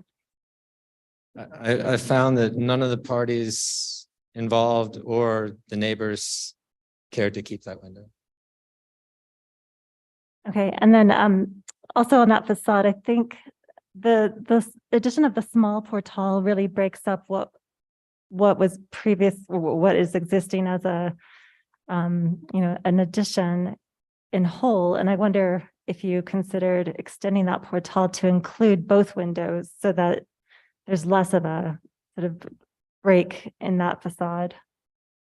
Let's see, you mean the portal all the way to the right side of the screen and the one in the center there? The one in the center, the new portal that breaks up that middle facade. Okay, well, they're really in different planes. The one at the rear of the house to the right of the screen is set back and on that rear elevation. That portal, that small portal in the middle over at the kitchen is proposed to be built on an existing yard wall there and just using that space. Simply. We never considered stretching that portal all the way around because those rooms are totally different. One is a master bedroom, one is the kitchen, and connecting them that way didn't seem to make sense. Mhm. Okay, that's all I have for now. Thank you. Anything else? Member Benvenu. Thank you, Madam Chair, and thank you applicant for all the explanations and the very clear presentation in the application. Just coming back to the color, I'm also sort of focused on the doors and windows, which is where the discussion's been revolving. And, two things that it seems to me you're trying to accomplish here, as you've said, is one, uniformity, and the other is what you're calling a post-World War II aesthetic. You use the word mid-century modern. I don't think, to me, it doesn't really read that way. In either case, it reads more like a Santa Fe style house remodeled in the 50s, intending to still be a Santa Fe style house, and preserving some of those elements, but then using some elements that would make sense in the 50s, but not really mid-century modern.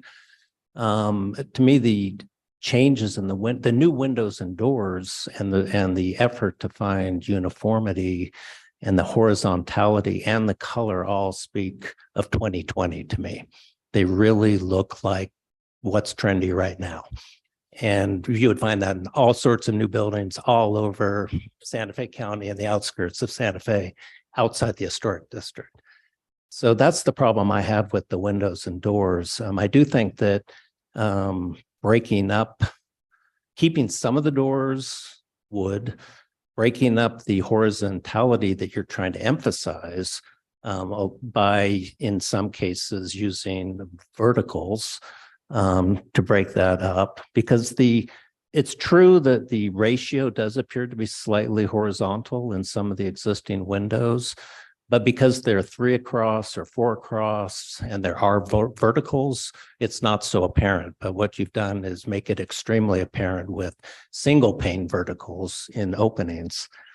That combined with the black color, I think is very problematic for this building. And I do think it would potentially cause this building to lose its contributing status. So, I mean, you can address that. Those are just general thoughts. And I don't think that color of black that you have indicated for all facades other than the primary facade is in existence on the current building, but correct me if I'm wrong. As I said, we took the sample of color from Sherwin-Williams and held it against the window. I don't know if scanning or on the screen it reads differently, but in the field it read just right. I think there are a couple of different colors on those windows. If you look at all the different facades, and maybe we went with the darker of the two. It does. I mean, there were some gray, certainly, and some darker grays. I did note that. But really, if the Marvin Ebony, for example, not just on your swatch, but just because we know what that color is, that's definitely black. Black, yes. It's just black. I think that was the closest that they had there. Okay. So even if that's the case, I would say that would be inappropriate in this core historic district. That's all. Thank you. Yes, Member Berkeley. I just wanted to echo what Mr. Bienvenu just said, which is despite all of the detail conversation that's happening here, the remodel reads to me very much 2020. And I actually don't view that house as a mid-century modern house at all. Member Larson. Thanks. I just wanted to add a couple of comments about the style. I think here in this house, I see, an expression of the international style, which is what mid-century modern is based on.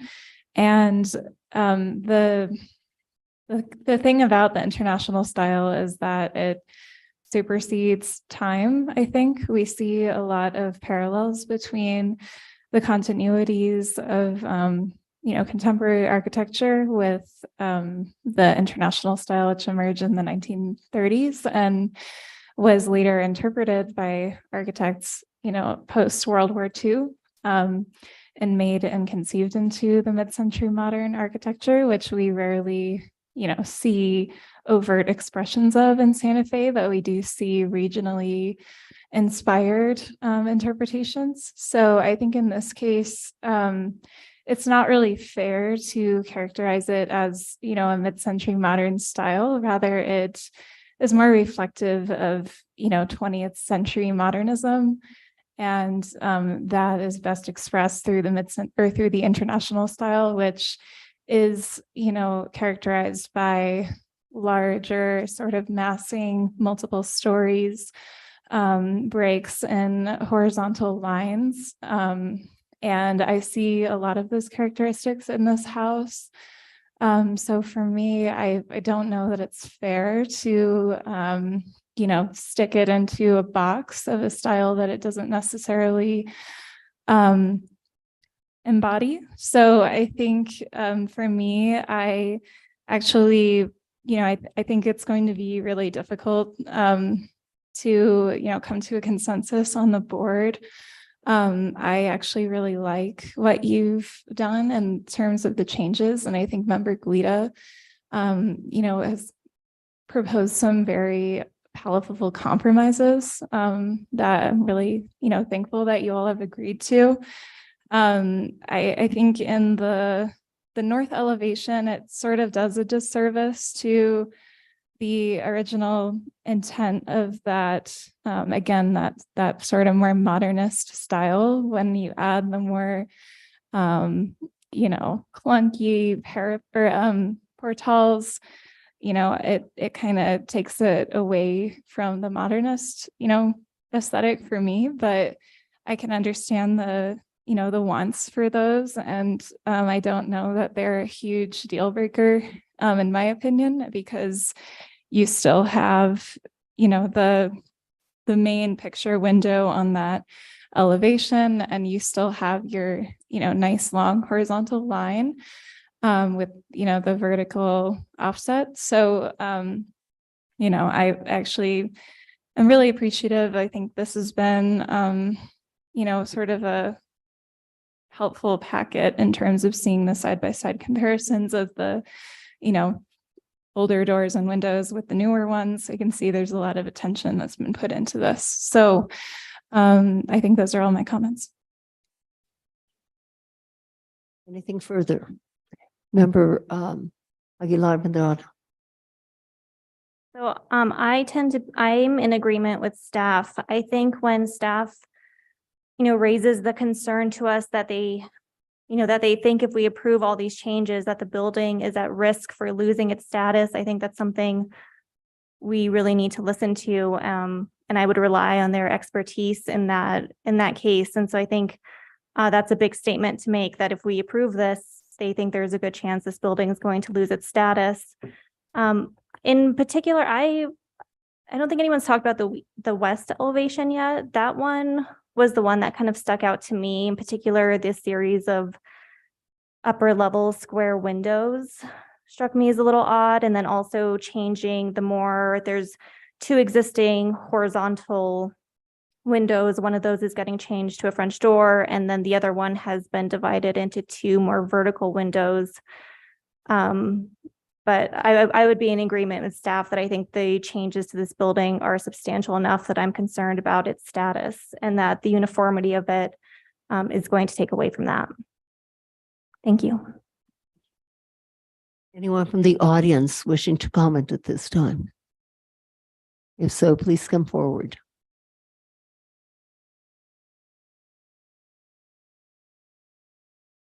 Appears not. Yes, hold on. I think someone is wanting to speak from the public. Yes, Chair Rios, Stephanie Benenato has her hand raised. Okay. She has the floor and she's been sworn in. You may talk, Stephanie.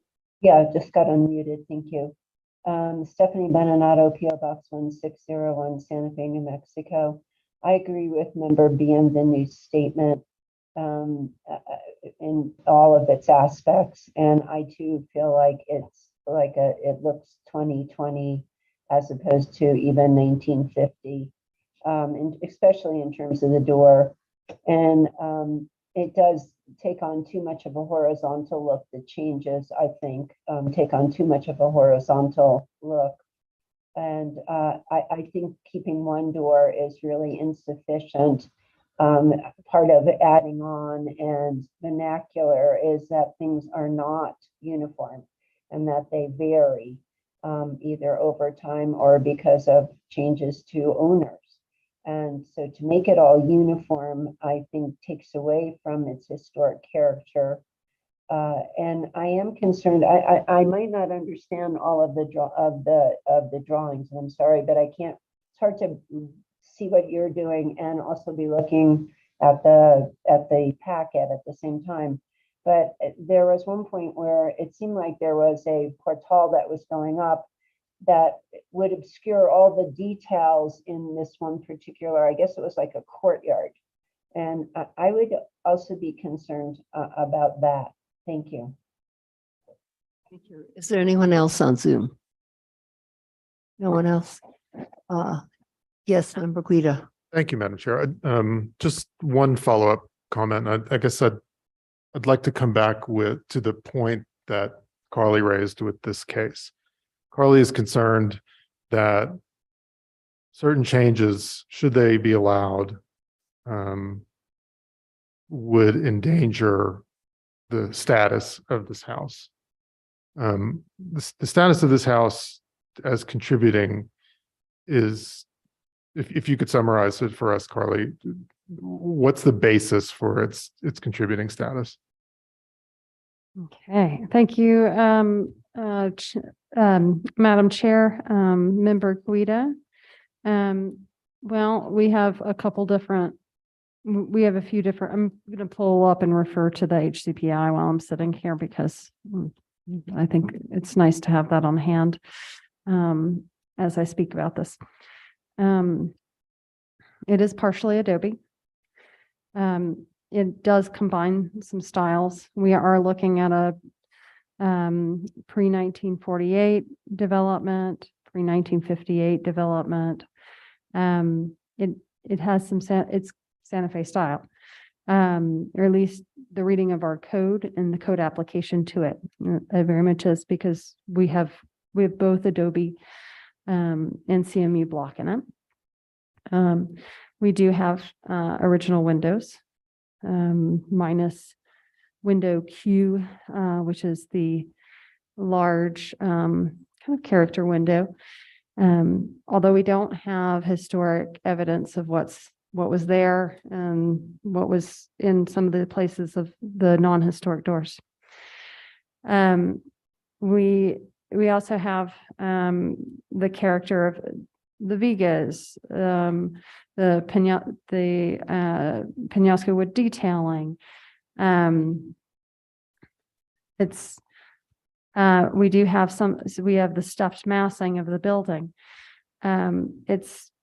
It's very much in character with what we would see contributing to our historic district. Beyond that, and say a few other things about that, but I might just need a moment so I can refresh some of my language here. But does that answer your? It does. It doesn't come down to one thing, Carly, right? Like it's. No, it doesn't. And I think in that mode, I mean, we have the footprint, which is very much, it's an interior courtyard. That's very much Santa Fe style. Yeah, the exposed because it's a lot of different elements. That's why I think it was very difficult to have the facade designation case on this. because there have been changes over time, but, you know, buildings will change some. That said, there is quite a bit here throughout this building. And additions, you know, our code wants to make sure additions can be removed if possible, that when historic doors have been removed, that we are replacing them with something that we've got some sort of historic evidence that was there. That is the intent, and that's the effort of, that's, you know, what our code says about, you know, when we replace historic material. And I think there was probably that effort in the past based on some of these doors, because they look like replacements of what was originally there for some of the replaced doors. That said, you know, when we pull it away and start pulling it out into a different style, it is very concerning for status, because it's the style, it's the stepping, it's the chain, it's a lot of it. And I do want to answer, provide one more clarification. I misspoke. While raising the parapet on that facade would not require a height exception, it would require primary facade, addition to primary facade exception. I just want to make that clarification because. Thank you. Thank you. That was my question about an exception for that. So there's been a lot of discussion about looking to style for guidance. You know, mid-century modern was mentioned. This is not a mid-century modern house. This is a Santa Fe house that happened to be built in the 50s with additions over time that are quite eclectic. You know, the board, I would think, is entitled to update their opinion of why a building is contributing to the streetscape. You know, I strongly feel like old Santa Fe style, recent Santa Fe style, because those are made up things in our code, do not provide the adequate guidance on recognizing the contributing status of this house. It contributes to the district, which is the primary reason for this board, the historic districts. It is contributing because of these qualities that Carly was explaining: the footprint of the house, the accretion over time, the contributing elements, all taken in one. And I do think that overall, some of the impulse of the current proposal is to homogenize the house. And I think board members here tonight have correctly identified that as problematic. So I guess all of that is to say that, you know, I generally approve of the project, but with the idea that that adjustments be made in terms of the scope and in some of the detailing to better reflect the board's position on why this house is contributing, which might be somewhat subjective and not strictly in the code. I feel like if we apply the code and apply the typical windows that we see in this district, the wood windows, which are a modern product, just the same as these metal windows, that we might be subject to the kind of broader homogenization that our code and our strict prescriptive language around detailing has produced in the districts. So this is a unique snowflake. We should be making recommendations in line with this being a unique snowflake of a house. Thank you for your in-depth comments, Member Guida and Member Benvenue. You have something to? Yeah, thank you, Madam Chair. I'm in complete agreement with Member Guida on those points. I do believe the reason it's contributing is precisely because of its eclectic nature over time. That's what we considered last time. That's what the Higbee report indicates. That's what staff's report indicated, and I think we all agreed with that. So it is the uniformity that's one of the major problems. But all that said, it just seems to me that we have an applicant who's very thoughtful, wants to make a beautiful house out of a beautiful house, and updated, a very good architect, designer, contractor who's put together a very impressive package. It's a beautiful building that you've designed, but as you've heard, we think it would impact the contributing status. I would like to see this matter postponed and have a redesign submitted to us. If you're so willing, you always have the option to come back and submit the exact same design and just get a ruling. But I do think that you've heard from the board, you've heard from staff. I'm very confident in the group that's working on the application, that all these concerns could be addressed in a way that would meet the board's approval. And that's what I would suggest. Member Benvenue. And yes, Mr. Scott, I will, you can come to the podium. And in the meantime, I was going to say that it appears that the board members have differing opinions. And I think that we, the board, obviously we want to work with you as we would want to work with any other applicant that is before the board and have your project be successful. Something that you will be happy with and something that will fall under the ordinance guidance, and to try to keep this building as, not try to keep it, to keep it as contributing. And I heard many or differing opinions. So I agree that perhaps it would be a good idea to postpone the project. And I would say, if that's the avenue that the board is going to take, that they should, in their motion, be very specific as to the suggestions that they would want you and your architect to make. And as was said, you can always come back with the exact same thing, but I think that from what you heard this evening, you probably wouldn't want to do that because it would be in the same place. But you have the floor now, sir. Thank you. 30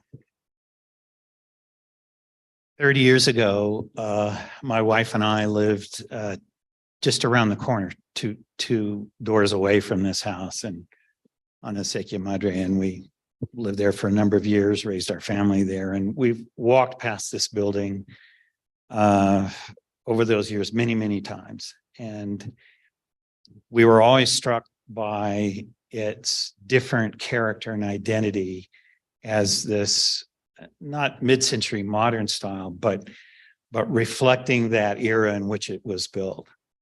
So when we had the opportunity to purchase this house and we looked at this project, we wanted to, more than anything, retain that identity for the house and not lose that.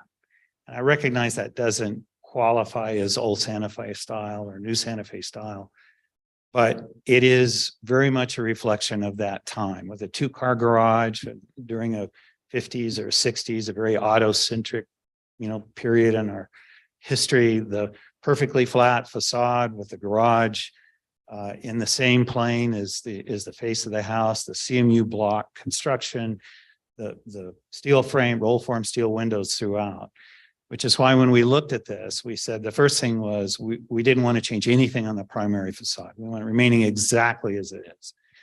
The only exception being the two non-historic doors that somebody swapped out sometime in the 90s. We didn't want to change any part of the exterior walls. We wanted to keep the exact same footprint. No additions, no changes to that.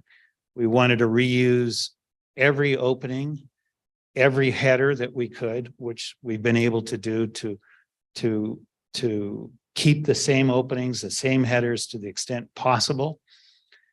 And when we looked at these, we live in a house now with these roll form steel windows, and actually we think they're quite beautiful. They're not very practical. They're not very efficient. They don't work very well, but we have an appreciation for that, which is why we looked at it and said, we're going to figure out a way to retain these 6 windows on this primary facade and leave it unchanged. On the other windows, I realize there's a sense that there's some uniformity to that, but I would like to point out that there's no more or less uniformity than there is today.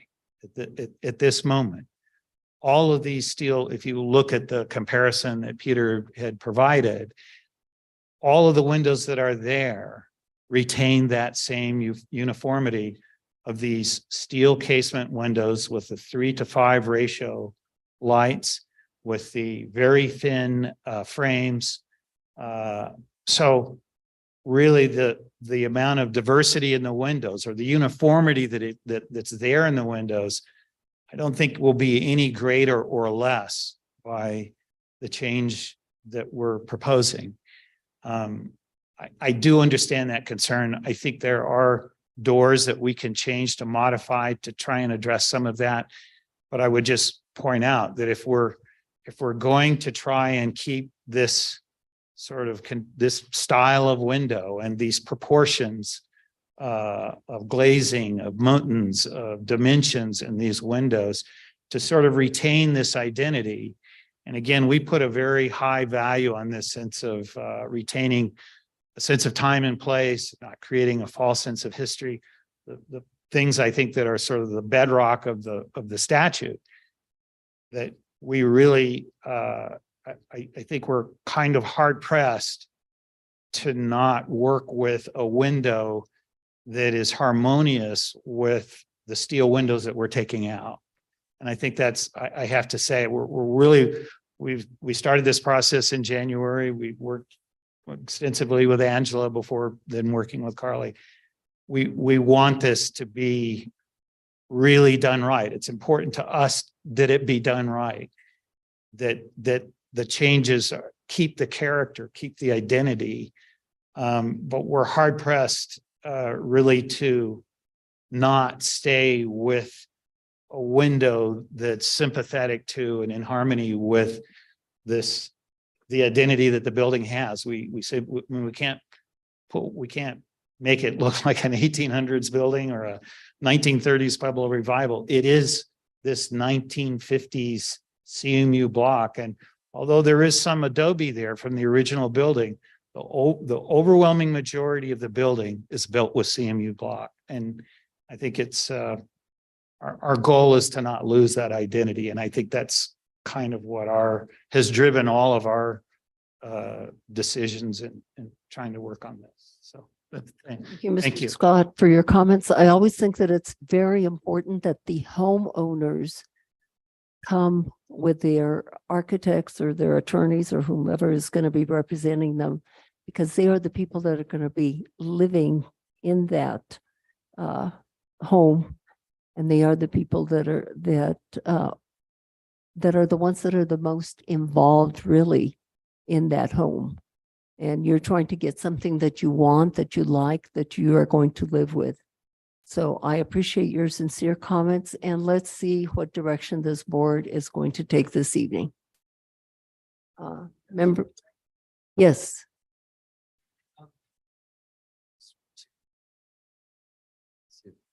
Howdy, can I get this going again?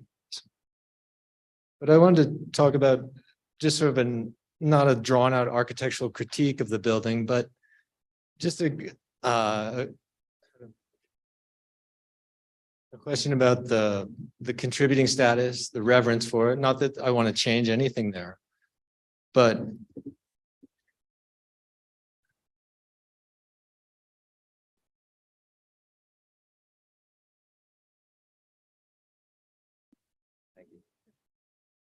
so, I mean, you can see our primary facade, our really visible streets facade is two-story concrete block, and the contemporary windows, the steel contemporary windows, but then there's an applied variety of Pueblo details on there.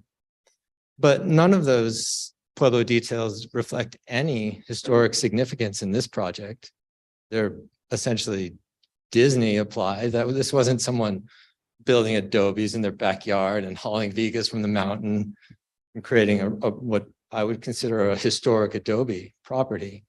I just wonder when you're praising the integrity of the design of this building or the character of it, I see so many discrepancies in the influences there. I just wonder what you're holding up this sort of Disney-like application of Pueblo features to this concrete block building. What's the character that is creating such an important building here to you?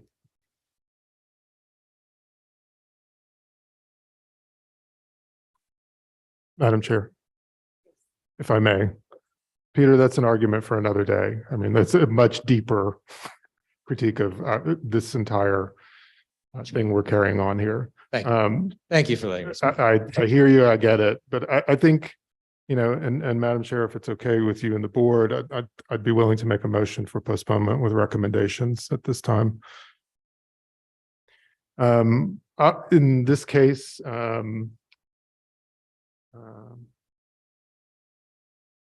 which is case 2022-005-471 HDRB 110 Calle La Pena.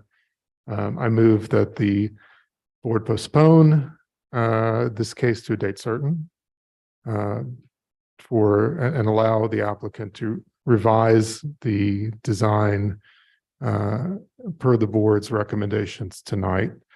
Overall, the understanding of the board is that this project or the existing house is contributing because of some of its more eclectic features, that it is a Spanish Pueblo revival house with 1950s 1950s metal casement windows, and there is a mix of building volumes and accretions onto the building that have occurred over time. That's been documented in board discussion and in the Higbee.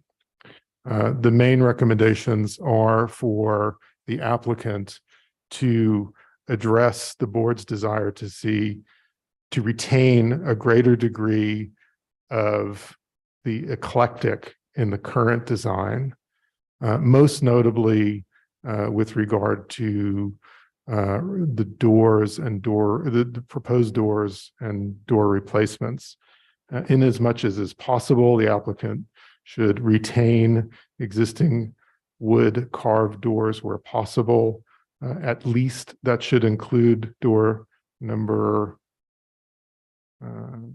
6, but it may include others, as well as the existing front door. As far as the metal door product that is recommended for replacement, generally speaking, the metal casement window is favorable. We'd love to see a different handle set than what's shown on the product cut sheet. And in cases where the light pattern becomes very horizontal, the applicant should endeavor to add a vertical division in the light pattern. That applies to most doors with the exception of what is currently proposed on the primary facade. Lastly, I would say that Member Beachside pointed out that the studio window, the large studio window in the east facade, is a significant character defining aspect of the house. It should be in the spirit of eclectic and maintaining those eclectic elements in the house. It should either be retained, or if it is to be replaced, its existing light pattern should be reproduced. And then lastly, I think the recommendation was that in lieu of the proposed wrought iron guardrail on top of the garage, that the applicant investigate raising the stucco parapet and not having a railing at all in that application, and pursuing the exception on that issue. I think that's it. Want to address the color of the windows? Generally speaking, what is shown in our packet, correct me if I'm wrong, is darker than what appeared on the existing house, and we should see actual color samples in a lighter tone that more accurately reflects the existing conditions. Does that cover that? Is there a second to this motion? Aguilar Madrano would second, if I may add a couple friendly amendments. In your next application, if you can state whether the 2 doors inside of the front entrance are proposed to be kept or to be replaced. And then I would also add that you change the color of the proposed wood trim on the non-primary facades to match the existing in iron ore that's proposed on the primary facade. And then, Member Guida, I think you may have covered this, but to keep existing door number 6, Correct. Okay. That was all. Accepted as friendly. Board members, any other board members wishing to add anything else to this motion? It appears not. So we'll take a roll call vote, please. Member Aguilar Medrano, Yes. Member Berkeley, Yes. Member Beachside, Yes. Member Bienvenue, Yes. Member Guida, Yes. Member Larson. Yes. The motion has been approved. Thank you. A date certain was not stated, and I don't know if the applicant will be able to submit by the next The next meeting, hearing. or what meeting do you suggest, Carly? Sorry, Madam Chair. Next hearing is November 8th, but that is a pretty quick turnaround to get the staff report and all the materials updated and the packet ready to go. I can either be November 8th or the November 22nd. On the 22nd. The 22nd? Okay. 22nd is what's being requested. Thank you. So. Yes.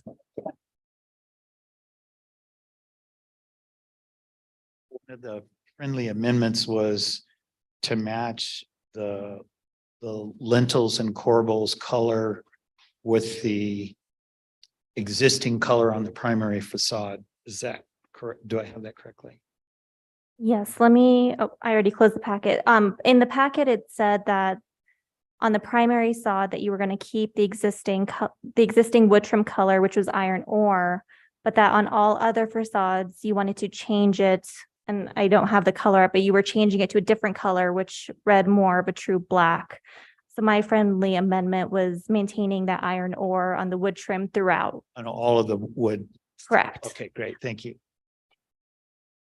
Okay. Yes, Member Bienvenue.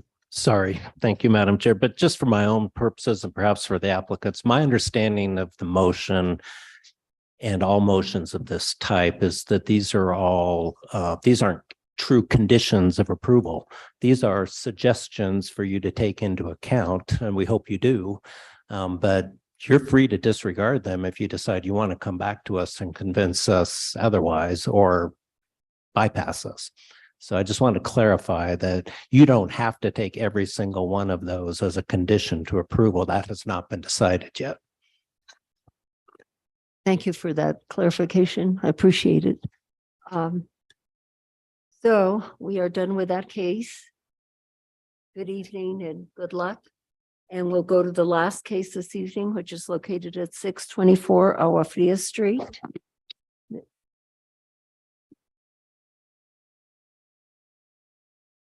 Madam Chair, and I'm just going to briefly state before everybody walks out of the room that the YouTube video will be up for review directly after this meeting. So if you need to look at the motion, it'll be there. Mr. Wilson, did you hear that? Okay. And you can always check with staff to clarify anything. Thank you. Carly, you have the floor for 624 Agua Fria. Thank you, Madam Chair. I like to throw that out there just so that it's at everyone's fingertips right away. Okay. Let me bring this up and we'll get going. Okay, thank you, Madam Chair, members of the board. This is our last case for this evening. Let me make sure I can get the mic a little closer so we can all hear me. All right, this is at 624 Agua Fria Street in the West Side Guadalupe Historic District. There are two structures on the property. Here are some photographs from the 1996 HICP. There's a little bit more descriptive information on these HICPs. So the subject of the case tonight is a red tag, a stop work order. And what caught the attention here was just that there was a re-stucco in process.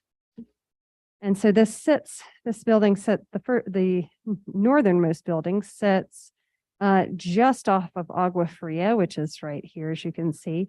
And so it's mostly a rectangular shaped building with a little protrusion in the front here. There we see the two buildings.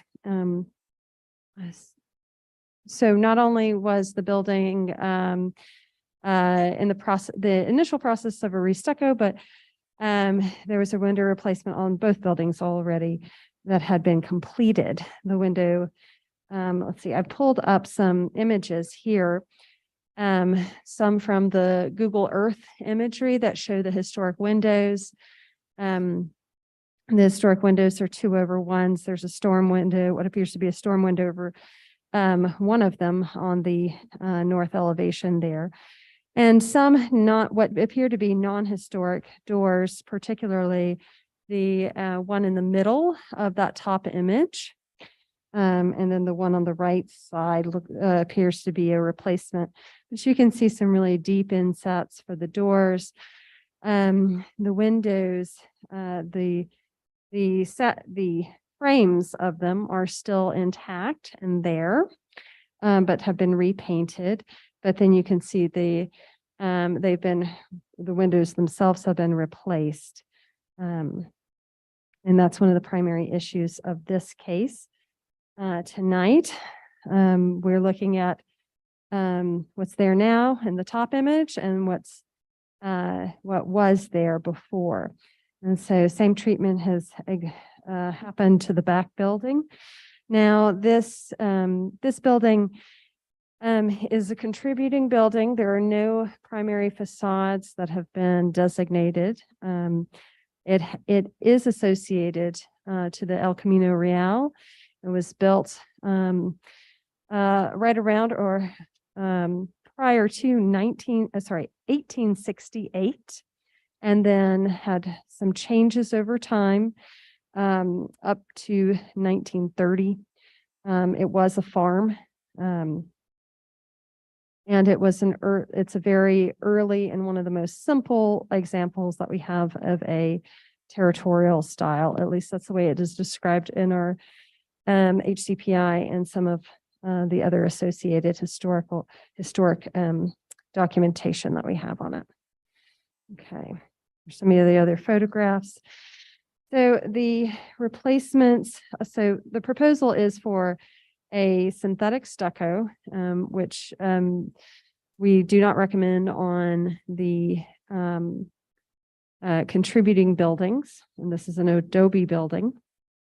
Part of, and I think as we've gone over our stucco guidelines, our draft guidelines, part of the reasoning for that is the texture, the wear pattern over time, and the way the appearance that it can have on a contributing building.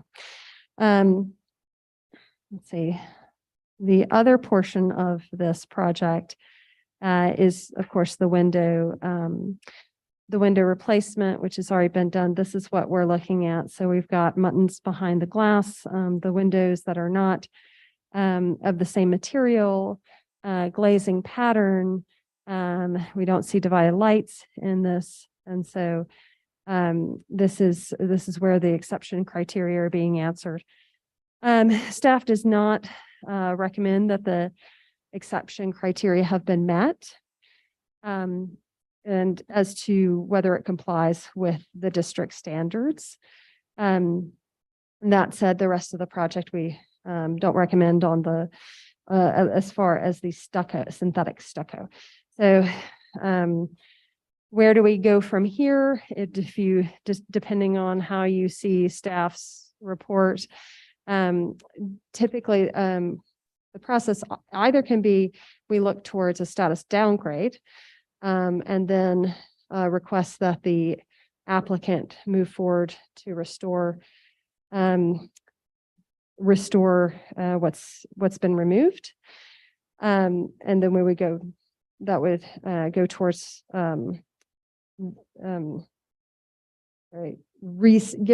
restoring its status rather. sorry, can't find the words.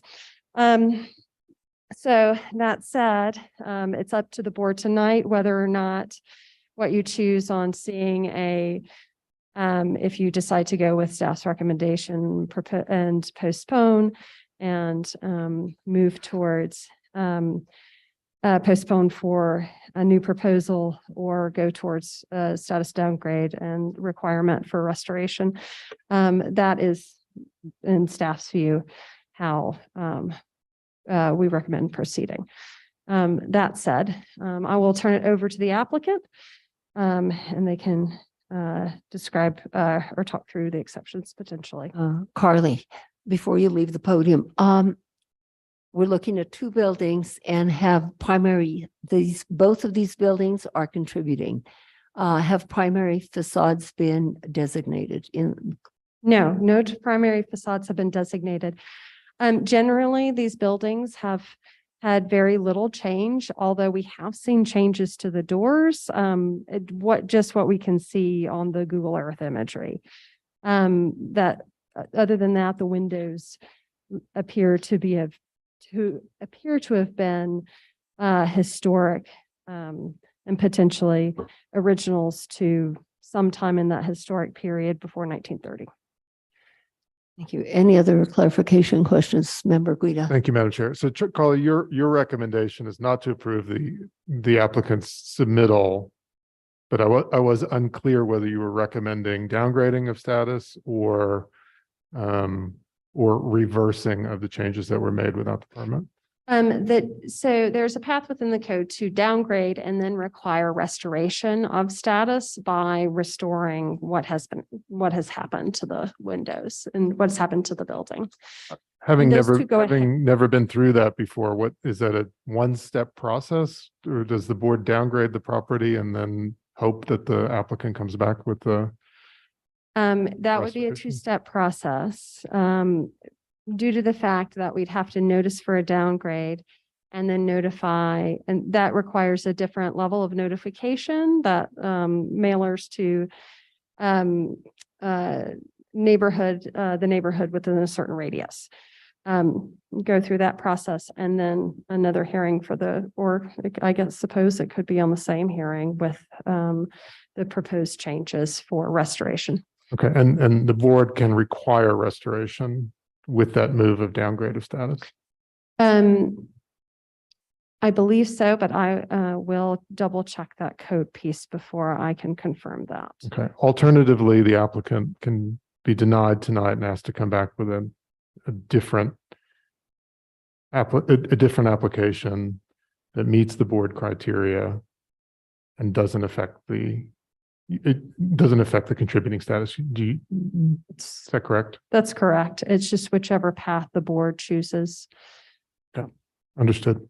I would say you are talking about, when you talk about denial, that means that the applicant can go before the city council and ask for an appeal, go through the appeals process. Understood. Postponement.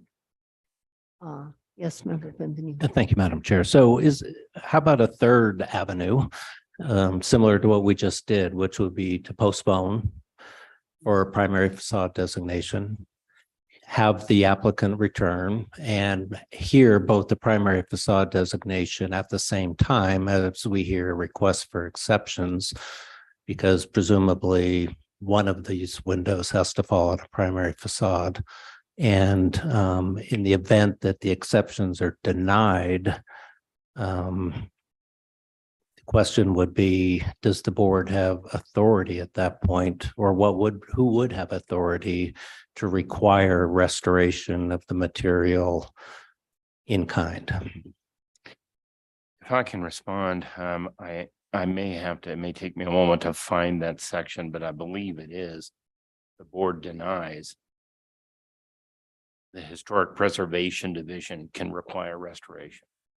That is, the board doesn't have to vote to require restoration. Okay. The board either approves or denies.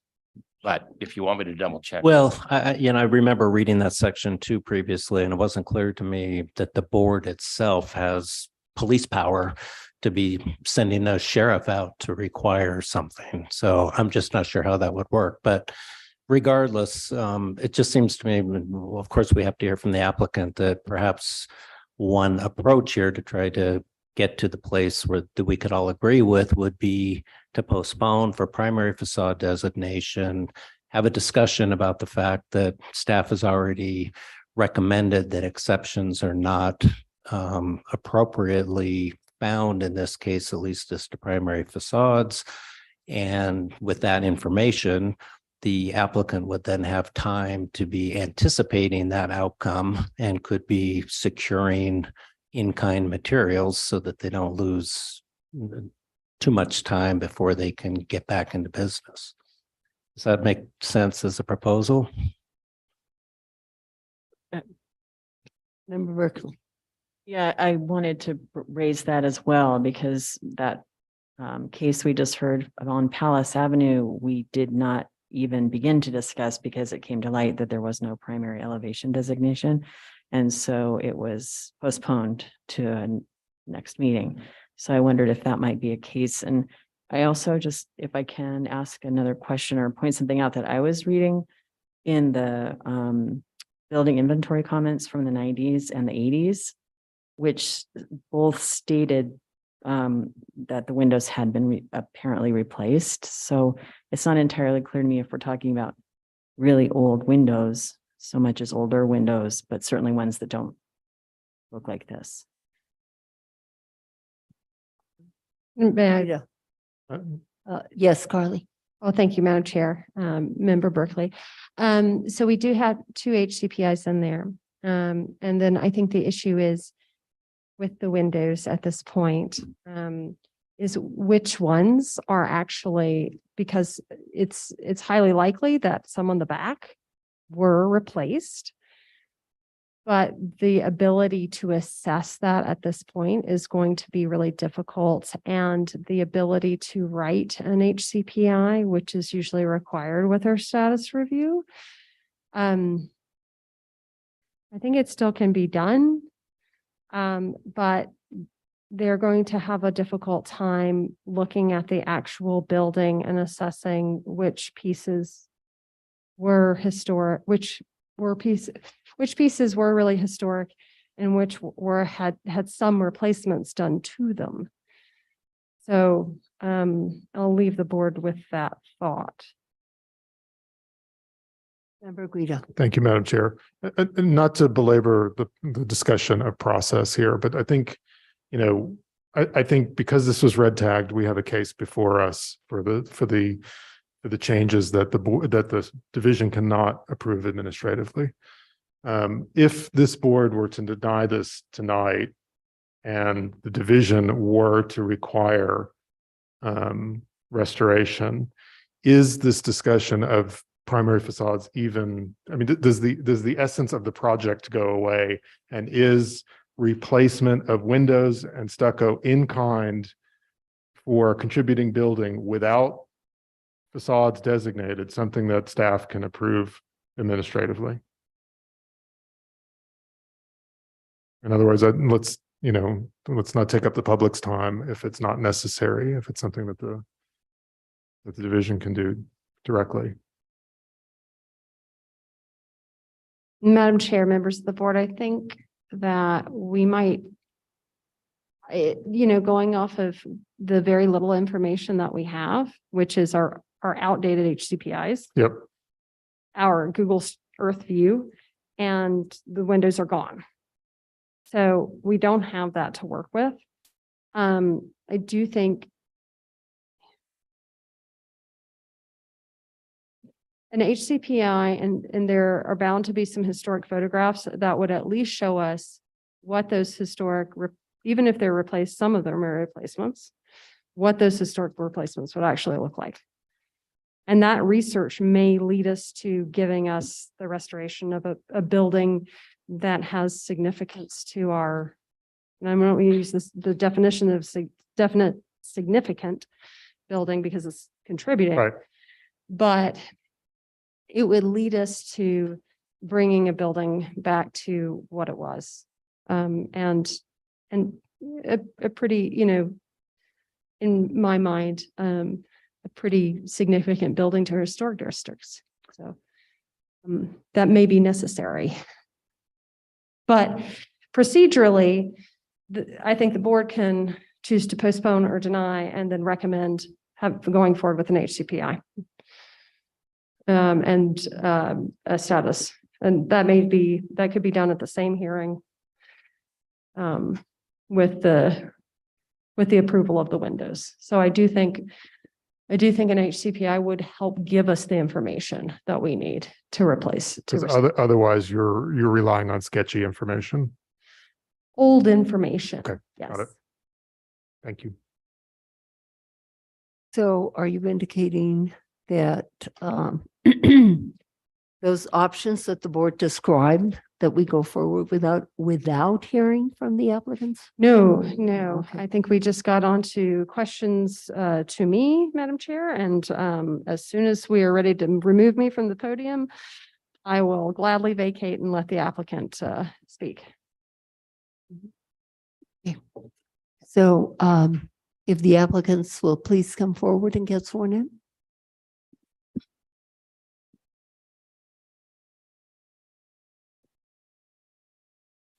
Please raise your right hands.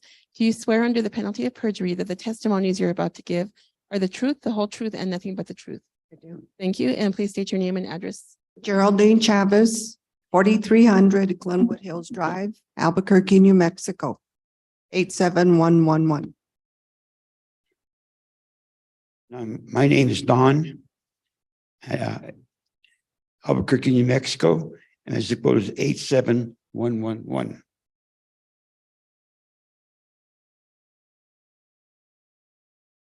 We're here tonight, really uninformed. I appreciate the information that Carly put forward about the age of the building because the building was purchased by a family corporation known as Al Paseo de Galisteo. We're both native Santa Feans, third generation. The building was purchased by the family in 1996, and we really didn't have much history on the building other than the prior owner was a contractor, Adobe Incorporated. And when we did the windows, we didn't realize we needed a permit. So we went ahead and did the windows as closely replicated as to what was there. The only problem is that, they're not blue. They're consistent with surrounding properties' windows. And, the stucco, we agreed with color. I had sent Carly a new proposal for the cementuous stucco that she is asking be put, even though some of the building or whoever has done it before has the synthetic stucco. So, we are concerned that the building is going to be compromised with the cold weather and the moisture because some of the wall is exposed and we need to get this matter resolved. At least the stucco part of it, and the windows, if we have to debate that further, we're willing to take that on, but the stucco needs to be replaced and it needs to be done before the weather gets bad. So we would love for the board to please consider that. I have the proposal. I don't know if Carly got it or not for the stucco. I'm not real good on a computer, as she probably knows, because I've been sending her stuff and some stuff goes one place and some doesn't get to her, but we would like your consideration to at least get that building secured so that the weather doesn't continue to deteriorate it. What the previous owner did, we don't know, but like I said, there's synthetic stucco on some of the walls. And we weren't aware of that. But you are willing to go with the cementitious stucco? Oh, yes, absolutely. And at our cost, at an additional cost. And we already have money tied up with the stucco company that was stopped. And we're seven I think $7,500 out with them that they've been held up because we can't do anything. The windows are completely paid for. But we need to proceed with, you know, just finishing up the building. This process started way back in March. And here we are 7 months later and we can't do anything. Is that when they were red tagged in March? No, Madam Chair, summer time. Well, the windows were ordered in March. Oh, I see. Yeah, and I think they were maybe installed in July. Yeah, in July.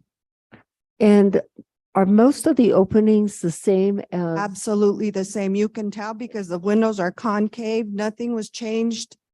The facade of the building is the same. Everything's the same. You're in agreement with that, Carly, that the windows, The windows, the window openings have not changed? the window openings have not changed. Just the I don't know if window you're trying- style. Just the window inset. So the wood framing, that's all the same, but there's like the window replacement that's sitting inside of them are different.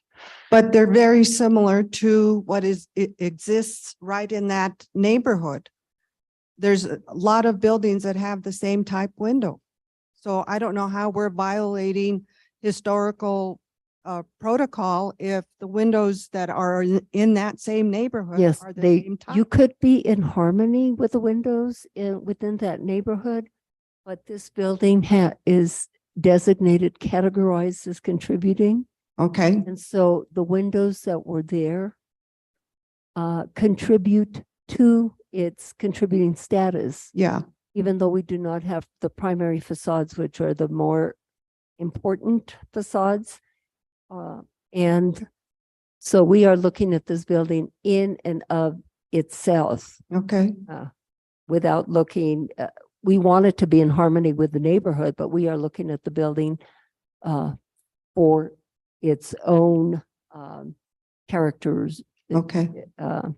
Characterization, its own style, because I think this building is quite old, over 100 years old, correct? It is, so pre-1865. I think that the board would want to do everything in its power and its jurisdiction to try to save the building as contributing, and I hope that you feel the same way. Oh, yeah, definitely. We're not trying to change anything, you know, that's why we agreed to put in the same size windows.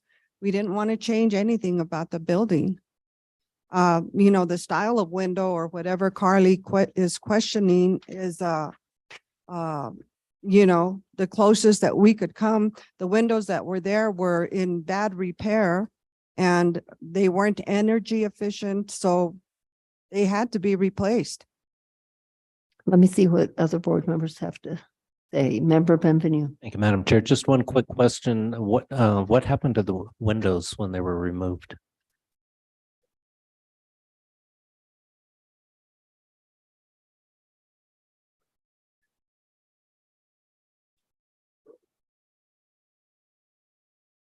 The windows were actually hauled away and replaced for the simple reason that the frames were all cracked and rotted and nothing was working on them.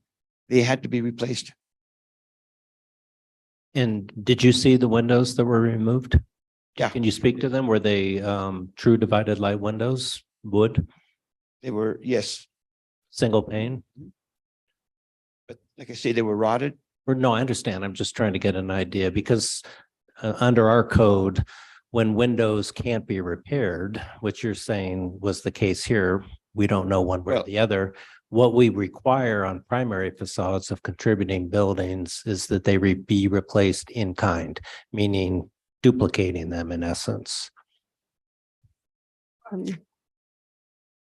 They were in a wooden frame, which aren't energy efficient anymore. So, you know, that's why we put the type of window in that we did. Did you, okay, so it sounds to me that you have not yet looked into at all the possibility of being able to acquire windows that are an exact duplication of what was there previously? No. It probably would have been, well, I don't even know who does that type of window anymore. Well, we, just so you know, we do routinely require that when people are replacing historic windows. Okay. So, and I'm kind of giving you a preview of where I think this might be going, at least in my mind, which is Okay. to the extent these windows were on primary facades, that's probably, in my view, what would be required is that you find duplicate windows to replace them with. Okay. That's just my opinion. Thank you. Member Aguilar Medrano. Thank you, Madam Chair. I just have two questions. In our site visit, we talked a little bit about some foam installation that you guys were wanting to do. Oh. Should I stop? Sorry, I'm Madam Chair, Member Aguilar Medrano. That was, I just wanted to be clear, the foam is just something that it was a part of the stucco conversation, not applicable to this project. But it's just a bridge onto our stucco guidance. Something that we're seeing lately is foam panels being requested to be added to buildings to insulate adobe buildings that we likely are going to want to add to our stucco guidelines. But that is not a part of this particular application. Please excuse me for interrupting. Oh, no, thank you. Got it. I'll move on to my next one then. During our site visit, we noticed that there may have been another window that at some point had been covered up. Do you guys know anything about that? And I'm just wondering if that's something moving forward, do we want to explore that option of potentially reopening that window there? Or what is that room? Is it even possible? What side of the building are you talking It was about? on the street side. Here?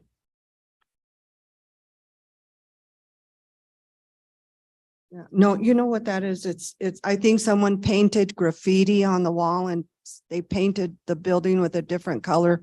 There was no window there. I think we saw like a piece of wood that was recessed and it seemed like it was in the building. Okay, as far as we know, I have an old drawing of the house. The east side of the house, actually, that was the front of the house. And there was like an entrance there, but I don't know who changed, we don't know who changed that out. The building that there's nothing been done to that building since we bought it. Okay. Maybe the previous owner did something, or even before that. There's several layers of plaster and stucco on the wall. So I don't know. There's been several renovations done on it, but we don't have any history. And Carly, if the way we decide to move forward with the HCPI report, it would probably be able to reveal more information about that, do you think? Madam Chair, Member Aguilar Medrano, maybe, potentially. So I believe the photograph, I was just pulling it up from our old HCPI report, has no window depicted there from 96. And also it's a really hard photograph from, or they're not the greatest photographs from 1985, but there's no window shown. But historic photographs, someone really digging into archives could find it there. So whatever was done prior to 1985. And there could be a historic window under there. Madam Chair, would it be our responsibility to restore that building? I mean, we bought it the way it was. And now what I'm hearing is you might say that we are in charge or responsible for restoring an 1800-year-old building. That could be the route that I don't know what route the board will take, but let's continue listening to the comments and let's see where this takes us. Okay. Member Guida. Madam Chair, if I may, no, you would not be required to restore an 1800s building. you would be required to replace the features that you have modified in this window and stucco replacement Okay. in line with the building status. This Okay. was explained by the board chair earlier, Okay. and in line with our code standards. What I'm seeing tonight is a very big disconnect between your understanding of what's an appropriate window or a stucco response in this district. You were unaware of, or you claim to be unaware of the requirements of the code here. I sincerely recommend that you hire a design professional to advise you in this process. Not a contractor, a design professional with knowledge of historic preservation. Okay. You have a very important building, Mhm. one that's designated as contributing. And I think now you realize that, the adequate background research was not done before starting work. And I just think that before moving forward, we're not going to fix this tonight based on cementitious stucco versus synthetic, or gee, maybe the windows are okay. There's a lot more at hand here. And I think you need somebody to guide you in that process beyond city staff. City staff can tell you what the requirements are, but a design professional can make you available what your window reconstruction options are, what windows are available. What I'm seeing tonight in the photographs is so completely out of line with what we do regularly in practice, in preservation practice in Santa Fe. I see vinyl windows with snap-in grills that are replacement type windows. This is not okay. And so that would be my advice to you. Okay. Madam Chair. I just Attorney Rubelit. add something that I've been taking a look at the official map. There's an official map of historic buildings on the City of Santa Fe's website, which may be somewhat helpful, but interestingly enough, in this neighborhood there at the west side in Guadalupe Historic District, the particular buildings on this lot are designated contributing, but the buildings directly across the street to the north, the buildings immediately to the west, and most of the buildings to the south are not. However, many of the buildings immediately to the east and diagonally across the street to the east are contributing. So this is not a neighborhood that has a big close cluster of contributing buildings. So the other houses in the neighborhood may provide very little guidance, Okay. Anyhow, that's what I observed from looking at the official map here. So board members, I will entertain a motion unless there are further comments or questions. Member Benvenu. Just a further question or comment before we proceed with a motion. So the stucco issue, I understand the concern about the impending weather. And of course, as you know, you sort of brought this problem on yourself. But that doesn't mean we don't want to help out when we can. The way I always look at these situations when someone's been red tagged and then it comes back to us is I try to look at it as if it was coming to us for the first time before you started the work. So you're neither Right. penalized for having proceeded without approval, nor can you benefit from that by using that as a reason to do something that we otherwise wouldn't have approved. So that said, I do recognize the stucco issue is of concern. I think the only issue that staff had raised was the synthetic stucco. If now cementitious is being proposed, that may solve that problem. However, I'd be concerned about the window and door openings, which may be modified. So can someone address whether or not we need to defer consideration of the stuccoing issue until the windows are resolved? Carly. Thank you. Madam Chair, Member Bienvenue, we typically wrap all of these these changes, interventions to a building in one permit application for several reasons.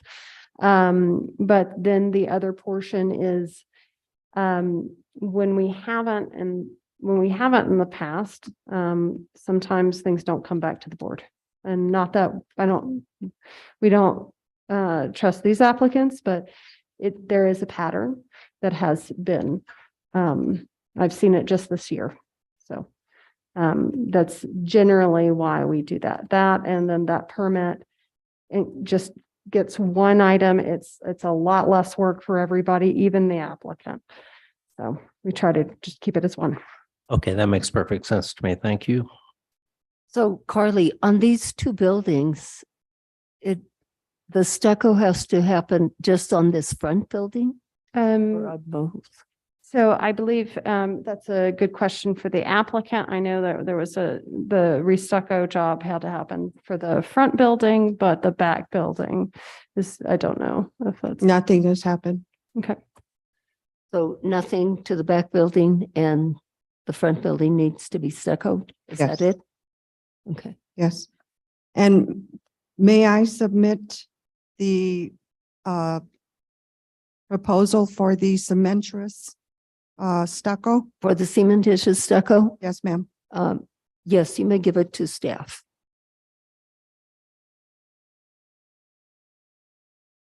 So I will ask the board what direction they want to take on this.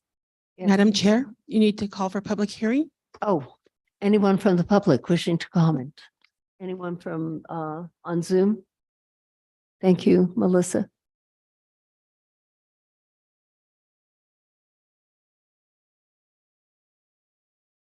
Nobody on Zoom. No one? Board members, I will entertain a motion. Is someone ready to make one? Member Benvenue? I'll try. Thank you, Madam Chair.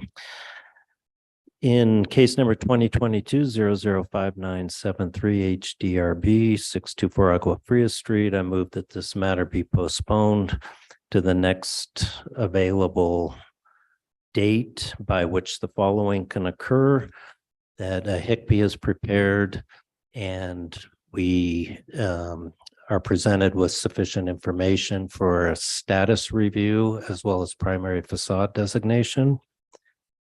And that the matter of requested exceptions that are here before us tonight, if the applicant continues to wish to request those, be presented to us at the same time. Is there a second to this motion? And are there any friendly amendments? Is there a second? Guido will second with the amendment that the board's point of view is that the building, the elements that have been removed in terms of windows and stucco, that likely our recommendation is going to be to restore those. It's completely accepted. I hope that the applicant understood that from our comments, that it's very likely that this board will require restoration. So it would behoove the applicant to be looking for replacement windows in kind in the interim so as not to lose any further time once approval to proceed has finally been obtained. Beachlight? Just a point of discussion, I guess. I believe it's the applicant's responsibility to commission the new HICP. Is that correct, Carly? Yes, that is correct. I wonder if we could include as a condition that that a licensed historian along the lines of John Murphy that we see quite often prepare the HICP, and that he be given the information that this project was red tagged, that the windows were replaced outside of the purview of this board, so that he's not assessing what's there now without the knowledge that that has happened recently. That seems sensible to me and accepted. Madam Chair, who is John Murphy? John Murphy is a historian who has the ability to do a history on this house and to write down that history and submit it to us. And it's called a HICP report. That's a Historic Cultural Properties Inventory Report, and staff can help you if you have further questions in reference to that, staff can help you understand that. Okay. But you have a person that specializes in that, and they prepare a report to us, well, that becomes part of the record that we look at. Okay. And he does an intensive study of the building, pores through a lot of records and photographs, and prepares that in reference to looking to the history, reading the history, and looking at pictures of the windows of what was there. Is he a city employee? No, he is not a city employee. He's a independent employee. Yes, Carly. Thank you, Madam Chair. So there is a list of approved historians and architectural historians, and John Murphy is one of them. You'll have the ability to call and see who is available soonest or as you choose. Okay, Yeah, thank you. that was the person that was named. You do not have to go with that. Okay. And you can go with any of the persons that are on that list. Okay, thank you. And so roll call vote, please. Member Aguilar Medrano, Yes. Member Berkeley, Yes. Member Beachside, Yes. Member Bienvenue, Yes. Member Guida, Yes. Member Larson. Yes. The motion has been approved. Thank you. And I will tell you the same thing I told the applicants before that came before us, that the board, obviously, by their comments, they do want to work with you. And unfortunately, this was a red tag. And from what I read on the report, you did not know that this was a historic property. Correct. And you went forward, you're just trying to improve your property, but now you're at this point, so we're going to work with you. Okay, I appreciate it. Thank you for your time. Okay, thank you. Next, we go to discussion items. Thank you, Madam Chair. Members of the board, we do need to do board elections. So we need to have nominations for chair and vice chair. We can do that under discussion items, or we can do that I think under discussion items makes the most sense. You might as well do it now, right? As we heard, ladies and gentlemen, we are needing to have a chair and a vice chair picked tonight. So I will hear for, I guess, a motion. Gotta be an emotion. And I don't know if one person if we do the two on one motion, I think. Or if we do, why don't we do it one at a time? I have a question though first. Yes. How long is the term of a chair and a vice chair? Along what? How long is the term of a chair and a vice 2 chair? years. Effective January or effective when? Is it effective immediately after the next meeting? Yes, Madam Chair. And then it will be, we'll have to figure out the cycle exactly, but because everyone on the board is staggered. And while we had our renominations, some people have a year left in their term and some folks have 2 years left in their term. So I'll have to figure out based on the individual how long that is actually. And I think our attorney has some words here. Yes, I can cite the specific code section that is 14-2.8, additional procedures of land use boards, subsection C. Officers, a chair, vice chair, and secretary shall be elected for 1-year terms without restriction as to re-election. In the case of an ad hoc subcommittee, that's not what we're looking at. The chair shall preside over the administrative body in the absence or disability of the chair. The vice chair shall perform the duties of the chair. So a chair is elected for a 1-year term, but can be re-elected indefinitely, according to the code. Well, we have certainly not been following that rule. We have not. I mean, Madam Chair, how long have you been chair? for a couple of years here, for quite a number of years. But anyway, I'm going to open it for a nomination for a chair Make a motion or nomination. member. Thank you, Madam Chair. So I'll do these together, but we can break them down separately if the nominees are not interested. But during my time on the board, I have found the current chair's service to be exemplary. I think she runs these meetings gracefully, efficiently, with a firm hand when needed, and always fairly. And you have an extraordinary depth of experience and expertise. I think we're well served to have you continue to serve as chair. So I would nominate Cecilia Rios to continue to serve as chair, if she will accept it. I would also nominate for vice chair member Guida, who has also stepped in my experience, extremely effectively in running our meetings in Chair Rios's absence. I have a slight hesitation about the restriction on time, but I think that I know that member Guida is always fair and will not impose any restrictions inflexibly, but only as the case may require, which is always appropriate. So with that, those would be my two nominations. Is there a second? If they both would agree to serve. Berkeley seconds. Roll call vote? Member Aguilar Medrano, Yes. Member Berkeley, Yes. Member Beachside, Yes. Member Bienvenue, Yes. Member Guida, Yes. Member Larson. Yes. The motion has been approved.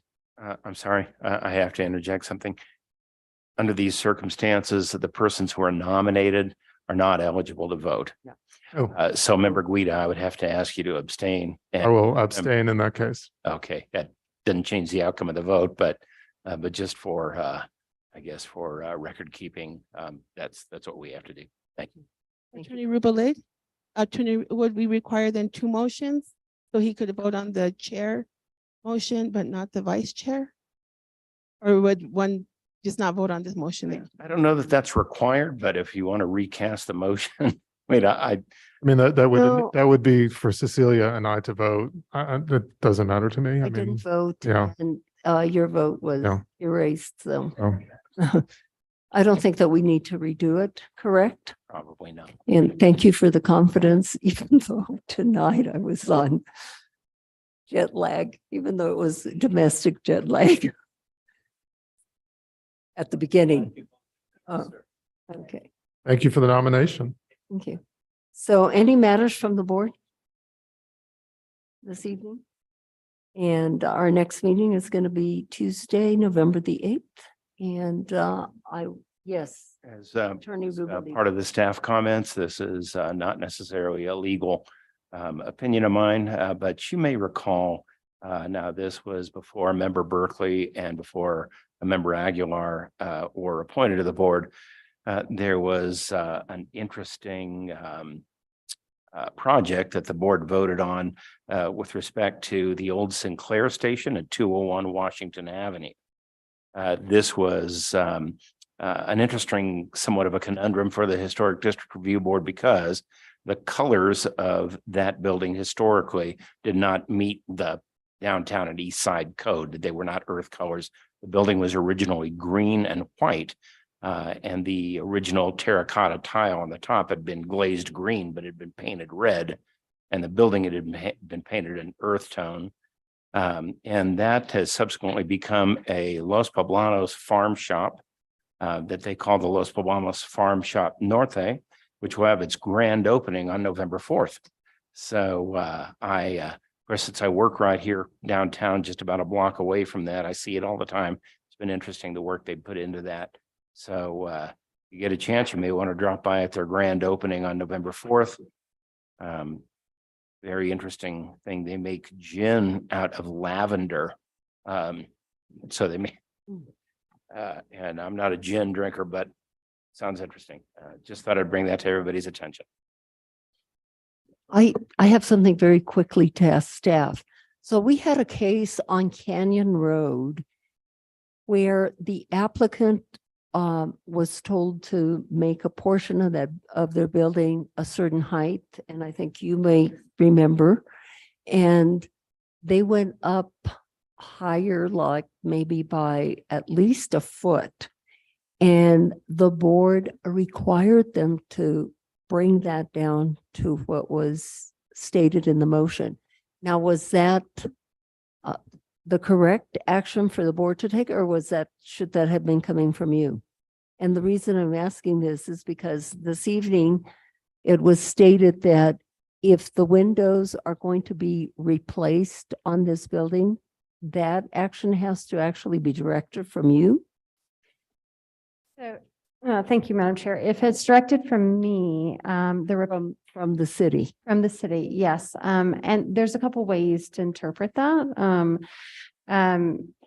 We can, so it can be directed from the city, but what they propose may need to be, per the code, may need to be approved by the board, if that makes sense. So if they're replacing, they can be directed to replace. The board restore. says you've got to do this, but then you're the one that's going to tell them you do have to do this, even though we already told them.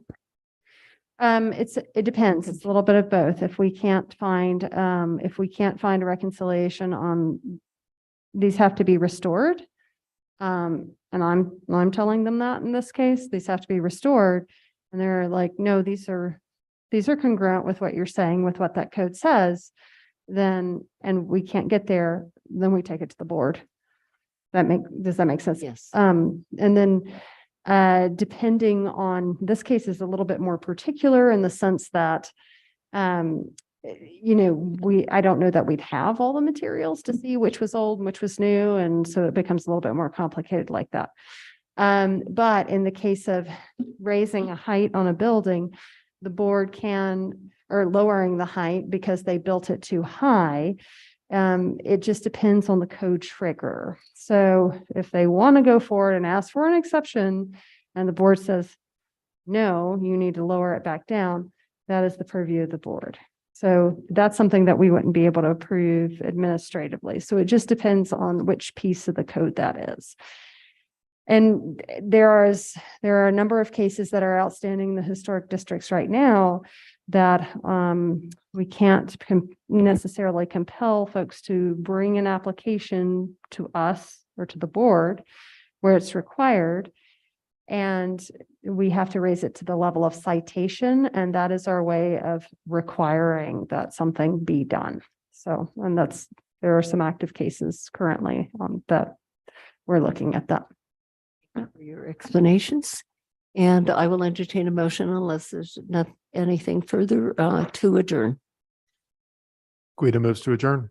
Larson seconds. Roll call vote. Member Aguilar Medrano, Yes. Member Berkeley, Yes. Member Beachside, Yes. Member Bienvenue, Yes. Member Guida, Yes. Member Larson. Yes. The motion has been approved. Thank you. And it's 8:40. Thank you, everybody, for your good work.